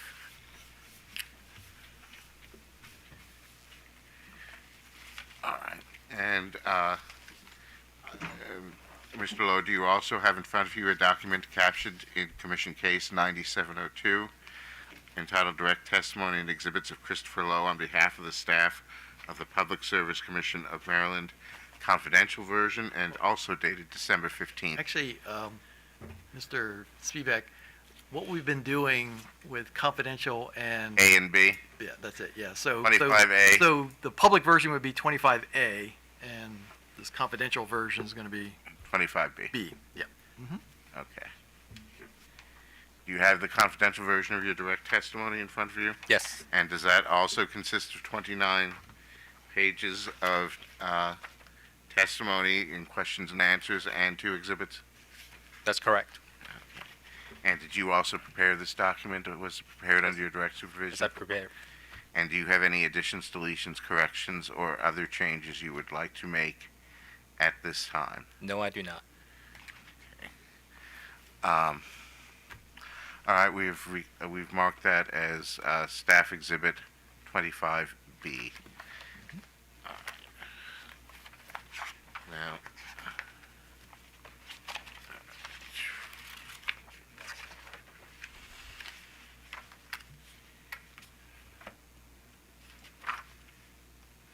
sorry.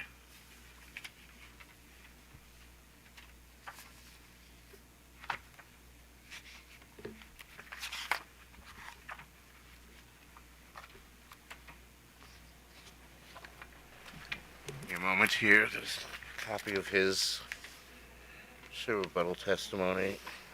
Here we go. Mr. Lowe, do you have in front of you a document entitled, or captioned in Commission Cases 9702, and entitled Rebuttal Testimony of Christopher Lowe on behalf of the staff of the Public Service Commission of Maryland, and dated February 23rd, 2024? Yes, I do. And does this document consist of 5 pages of question and answer testimony? Yes. And do you have any additions, deletions, or other corrections you would like to make at this time? No, I do not. And if the questions were asked of you today as they were asked in this document, would your answers be the same? They would. And do you adopt this document as part of your sworn testimony in this proceeding? I do. Chair, staff requests that Mr. Lowe's rebuttal testimony be marked as Staff Exhibit 26. So, Mark? And staff moves that Staff Exhibits 25A, 25B, and 25 and 26 be admitted into the evidentiary record. So admitted. And the witness is available for cross-examination. Aoba. OPC. No questions, Your Honor. Walmart. No questions, Your Honor. Pepco. Yes, I have a couple questions, Your Honor. Good afternoon, Mr. Lowe. Good afternoon. I'm going to ask you a couple questions, I think, about your rebuttal testimony again, so I can understand your proposals. Now, it's my understanding that you are proposing that Pepco make some adjustments, and I'm focusing on page 2 of your rebuttal testimony, to the 69 kV underground getaway replacement programs. Is that correct? That's correct. And you would agree with me, and I'm looking at page 3, that you're not recommending that that program be eliminated, just that the spending be reduced. Is that a correct understanding, sir, of your testimony? That is correct. And so, if I read your testimony, you're recommending that the spending level for the 69 kV underground getaway remain at the 2023 level. Is that correct? That's correct. Then I want to ask you a couple questions about the National Harbor Substation projects. First of all, are some of the National Harbor Substation projects that you discuss in your testimony related to the Livingston Road Battery project, sir? I believe they're somewhat related to each other, both National Harbor and the Livingston project. Okay, so when I look at page 4 of your rebuttal testimony, you talk about staff witness Wilson, that both the National Harbor Substation project and the Livingston Road Energy project were based on the same load forecast. Is that correct? That's correct. And so what I'm trying to understand from your testimony, what was not clear to me, are the adjustments that you're recommending for the National Harbor Substation the same adjustments related to the Livingston Road battery storage system? My recommendation is related to just for the National Harbor project. It is not for the Livingston project. Okay. Yes. Fair enough. Thank you for clearing that up for me. I want to ask you just a couple questions then about the National Harbor Substation projects. Would you agree with me? Let me ask you this. Have you reviewed Ms. Young's rebuttal testimony in this case, sir? I have. And you would agree with me, would you not, that Ms. Young noted at page 56 of her rebuttal, and let me know if you want to see it, that since the in-service date for the National Harbor Substation, which is currently 2029, would you agree with me that that's the in-service date for the National Harbor Substation? I have it in front of me, but you can point it to me. Oh, okay. I'm sorry. I didn't know you had it, sir. Okay, I'm looking at page 56 of her testimony, lines 17 through 19. And if I said sir rebuttal, I meant rebuttal. I apologize. Right. Okay, and would you agree with me that she testifies that the in-service date for the National Harbor Substation is currently 2029? Is that correct? that is correct. And you would agree with me that that in-service date is outside of this current MYP window. Is that correct? That is correct. And you would agree with Ms. Young that any spend on this project would not affect customer rates in this proceeding because Pepco's not seeking recovery from customers in this proceeding. Isn't that correct? I'm not entirely sure, but because based on the Young testimony and also her schedule ACY-1, the capital expenditure still shows in the table, so I'm not sure entirely.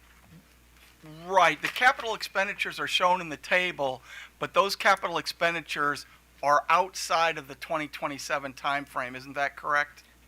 Subject to check. I believe the numbers do show in 2024 through 2027 is remain in that table. Okay. Did you listen to my cross-examination yesterday of Mr. Stevens and Mr. Alvarez, sir? I was there. Did you hear Mr. Stevens and Alvarez say that there were no costs sought for recovery related to the National Harbor Substation in this proceeding? Subject to check.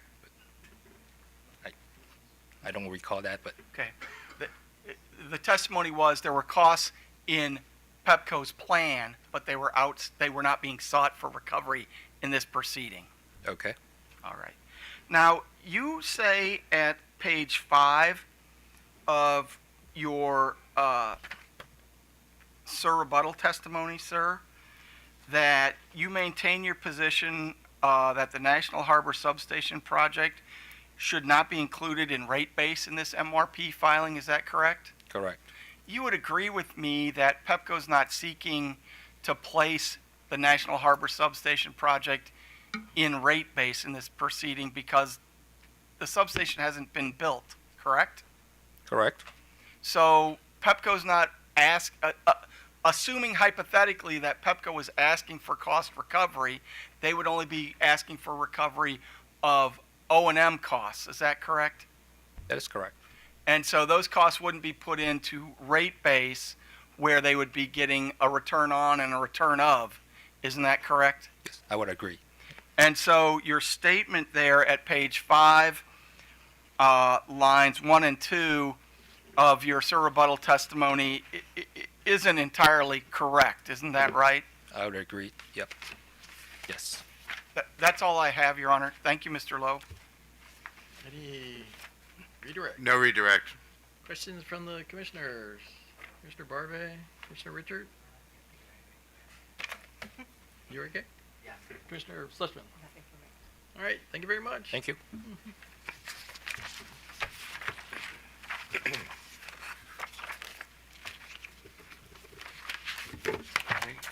The commission staff will call DeAndre Wilson next.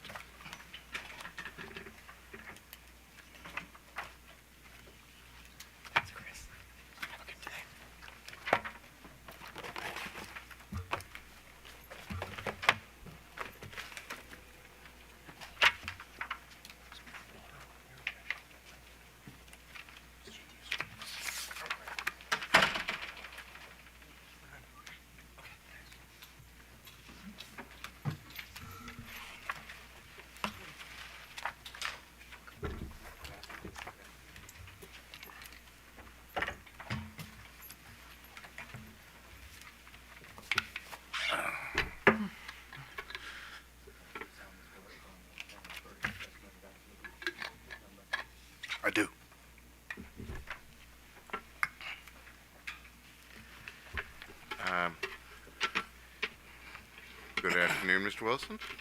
Good afternoon. Do you have in front of you a document captioned in case 9702?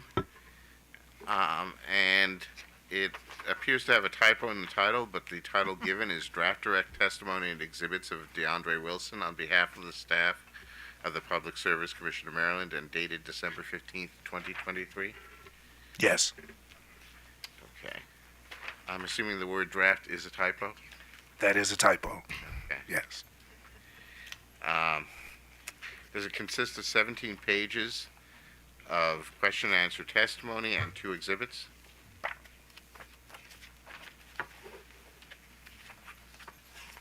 Yes.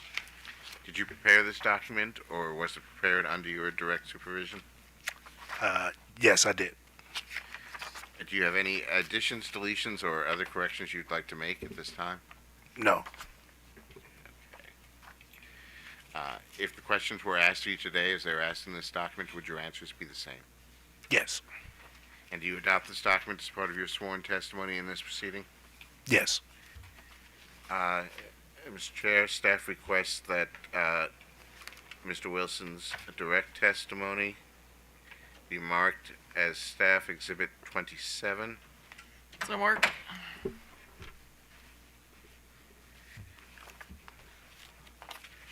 Do you also have in front of you a document entitled, captioned in case 9702 and entitled Sue Rebuttal Testimony of DeAndre T. Wilson on behalf of the staff of the Public Service Commission of Maryland and dated February 23rd, 2024?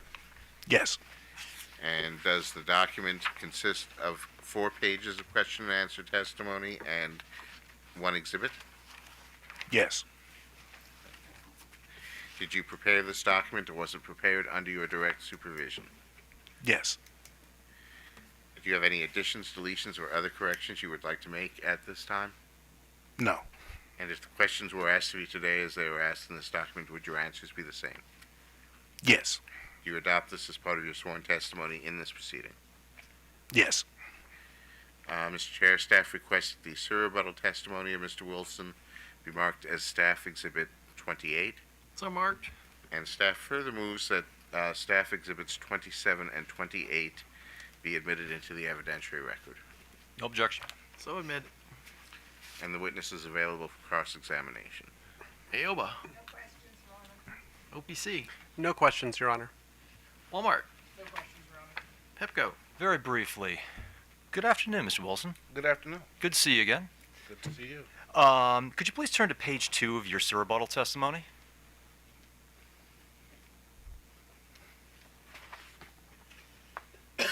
And I'm looking at the discussion beginning at line 37. Let me know when you're there. Yes. Okay. Here you address the Livingston Road Energy Storage Battery Project. Is that correct? Yes. Okay. And on page 3 of your rebuttal, at lines 47 and 48, you maintain your position that Pepco should be disallowed cost recovery for the Livingston Road Battery Project. Isn't that correct? Yes. Okay. Your Honor, I'd like to get an exhibit marked.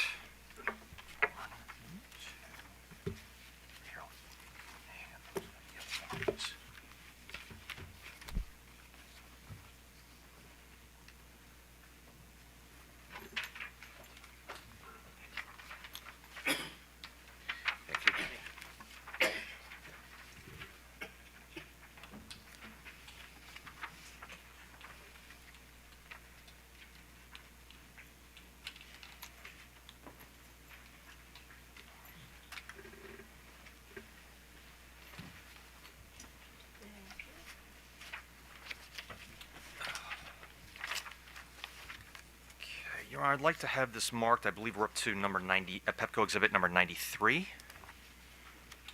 a minute here. Yep. Okay. Mr. Wilson, I've handed you some of your data responses to Pepco data request number 8. And you are the sponsor of these responses, is that correct? Yes. Okay. And the first question asks you is that if you agree that Pepco has removed all costs associated with the Livingston Road Energy Storage Pilot Program from this proceeding, and your answer is yes. Is that correct? Yes. Okay. And that you also agree that there are no amounts relating to the Livingston Road Energy Storage Pilot Program for the Commission to disallow in this proceeding. Is that correct? Yes. Okay. And in your, okay, and turning back to your surrebuttal testimony, and again, we're just staying on page 3, starting at line 52. Let me know when you're there. Yes. Okay. You state that you do not support Pepco's plans to recover any portion of the Livingston Road costs in a reconciliation in case number 9655 without a thorough review of the associated costs. Is that correct? Yes. Okay. If we could just turn back to Pepco Exhibit 93, looking at your data responses. The second question is, do you agree that staff and all other parties to case number 9655 will have an opportunity to conduct a further review of the costs associated with the Livingston Road Energy Storage Pilot Program in that proceeding? And your response is yes. Is that correct?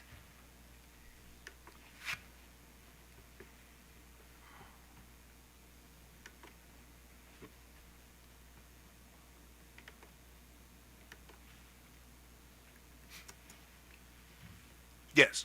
Okay. Your Honor, I would ask that Pepco Exhibit number 93 be admitted into the evidentiary record. So admit it. Okay. And just one more line of questions, Mr. Wilson. On your surrebuttal testimony, I'm on page 4, line 71.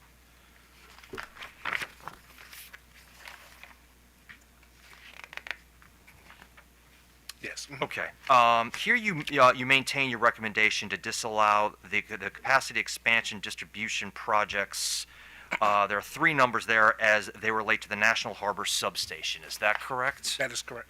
Okay. And I presume that you were listening to the oral testimony of Staff Witness Lowe. Is that correct? Yes. And I believe that Staff Witness Lowe, and let me know if I'm not getting this right, he said that the costs associated with the National Harbor substation, that Pepco is not seeking recovery of those costs in this proceeding. And am I characterizing that correct? I believe that's what he said, yes. Okay, and you don't disagree with his conclusion, is that correct?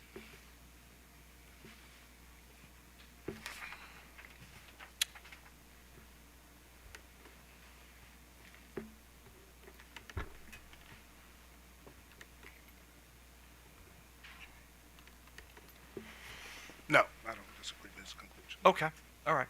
That's all I have, Mr. Wilson. Thank you very much. Any redirect? No redirect, Mr. Chair. Questions from the commissioners? Commissioner Barve, Commissioner Richard? The record, isn't the smart inverter pilot program, isn't that something that also came out of the work group? Is it the interconnection work group or a recommendation from a work group? Yes, and it also was a recommendation that staff made in regards to the commission's approval for the smart inverter profile settings. Okay, well, great, thank you. I just wanted to add that because that, for me, is it's important when I hear that it's been reviewed by work groups and it does have those types of backing. So, thank you very much. You're welcome. Commissioner Sussman? Okay, thank you very much. Thank you.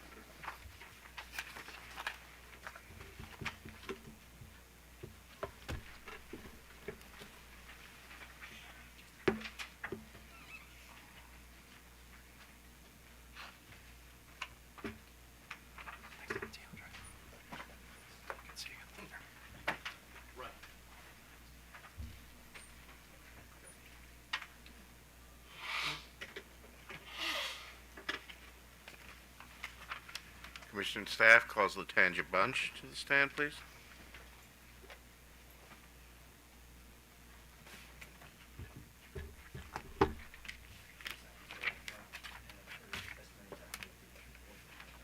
Yes. Good afternoon, Ms. Bunch. Good afternoon. Do you have in front of you a document captioned in Commission Case 9702 entitled Direct Testimony and Exhibits of Latanja Bunch on behalf of the staff of the Public Service Commission of Maryland and dated December 15th, 2023? Yes. Does the document consist of 17 pages of question and answer testimony and 2 exhibits? Yes. Did you prepare this document, or was it prepared under your direct supervision? Yes. Do you have any additions, deletions, or other corrections you would like to make at this time? No. And if the questions were asked of you today as they are asked in this document, would your answers be the same? Yes. Do you adopt this document as part of your sworn testimony in this proceeding? Yes. Mr. Chair, staff request that Ms. Bunch's direct testimony be marked as Staff Exhibit 29. So marked. Do you also have in front of you a document captioned in Commission Case Number 9702 and entitled Sir Rebuttal Testimony and Exhibits of Latanja Bunch on behalf of the staff of the Public Service Commission of Maryland and dated February 23rd, 2024? Yes. And does this document consist of 5 pages of question and answer testimony and 1 exhibit? Yes. And did you prepare this document, or was it prepared under your direct supervision? Yes. Okay. Do you have any additions, deletions, or other corrections you would like to make at this time? No. And if the questions were asked of you today, as they were asked in this document, would your answers be the same? Yes. Do you adopt this document as part of your sworn testimony in this proceeding? Yes. Mr. Chair, staff requests that Ms. Bunch's Sir Rebuttal testimony be marked as Staff Exhibit 30. So marked. Staff further moves that Staff Exhibits 29 and 30 be admitted into the evidentiary record. No objection. So admitted. And the witness is available for cross-examination. Aoba.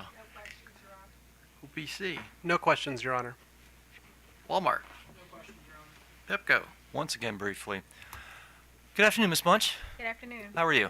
Good. How are you? I'm good. Good. Good. Could you please turn to page 4 of your Sir Rebuttal testimony? Yep. Okay.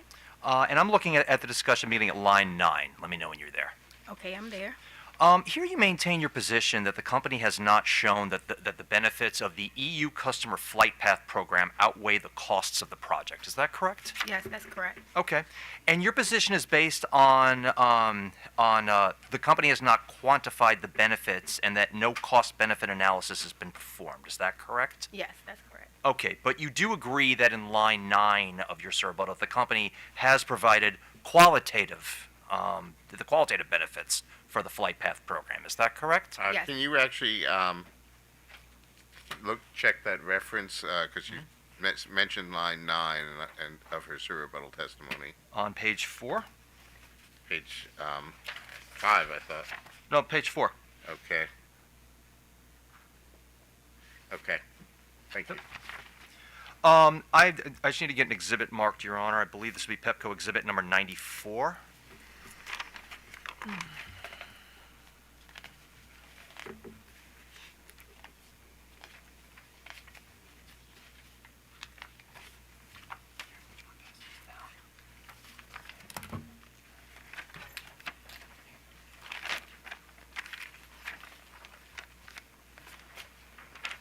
Thank you.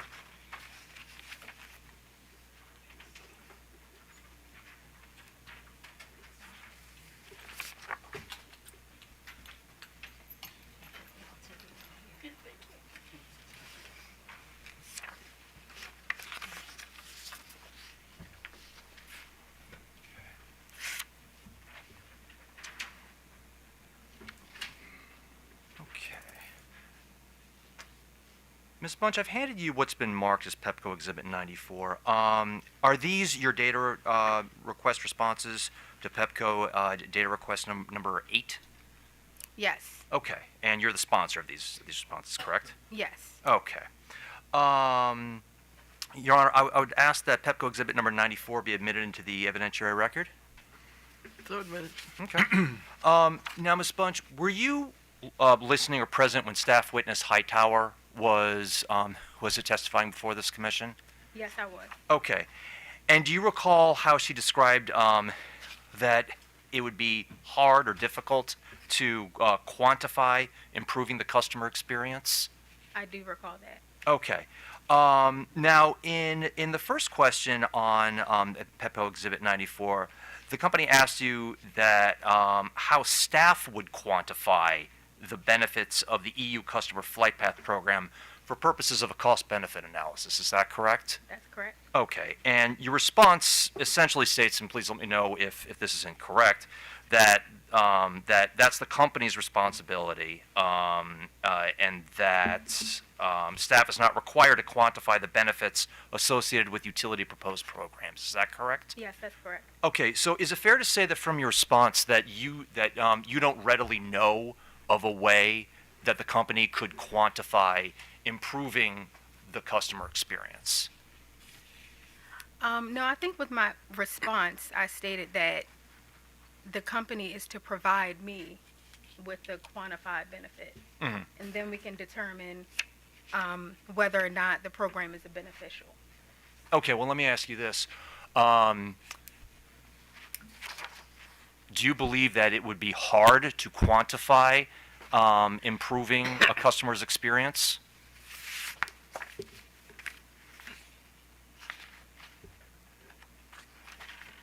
I can't make a determination on that because that's not something that I do. So I'm not sure of the level of difficulty. Okay, but just as you're testifying today, you don't readily know of a way that it could easily be quantified for purposes of cost-benefit analysis. Is that correct? Again, this is not something that I would be responsible for providing. Okay, I'll move on. So, in your response to the second question, you agree that trying to improve the customer experience is something that a utility should do on a continuous basis. Is that correct? I agree. Okay. And you're not disputing that the customer flight path project will improve the customer experience and increase customer satisfaction. Is that correct?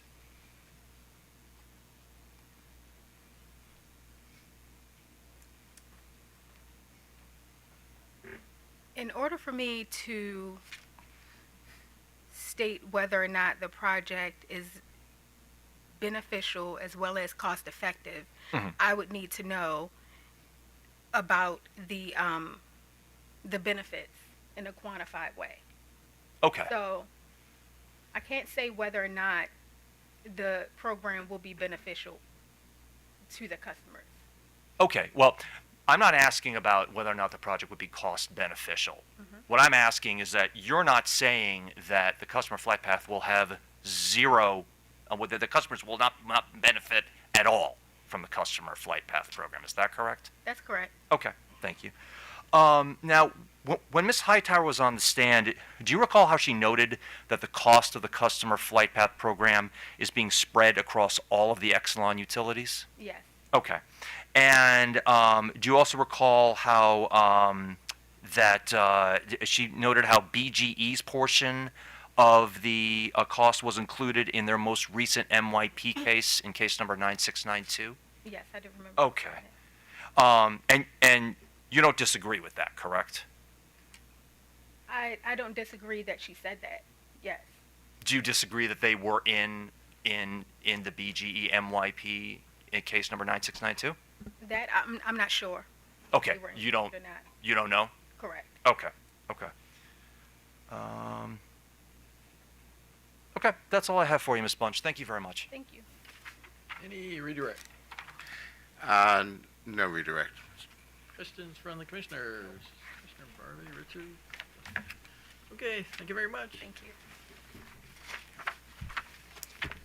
I believe that's staff's last witness. Okay. Anything else?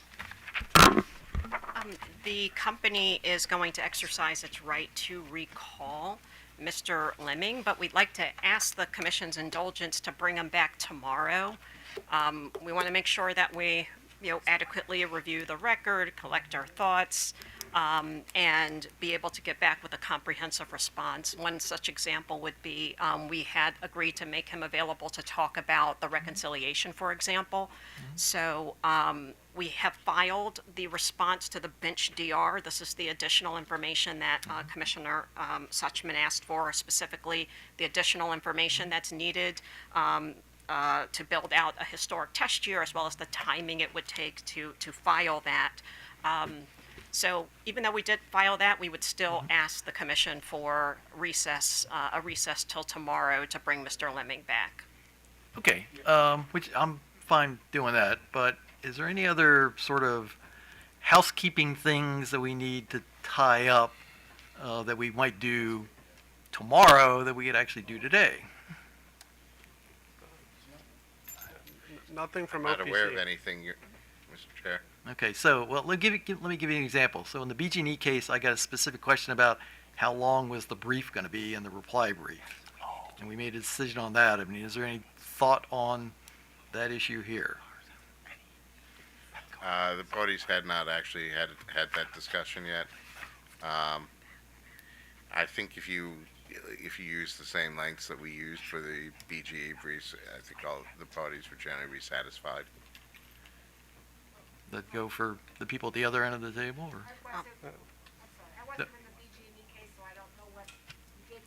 Well, actually, yeah, because I can't quite hear you from there, so. I was not in the BG&E case, so I don't know what was. Oh, I see, yeah, so. But maybe the parties could discuss that. Okay. When we adjourn, and we could come up with a response. Okay. All right, I guess with that, we're done for today, so we're back to, What time tomorrow? well, I guess 10 o'clock, so, because that's when we've been starting. Does that work? That works for us. One item, we weren't sure if we moved in Pepco 92. That was the portion of the 96, 92 transcript. Wait a minute. 1 second. Actually, I have that you did, so. Okay, great. Thank you. So, is that it? See you tomorrow, 10 o'clock. Thank you.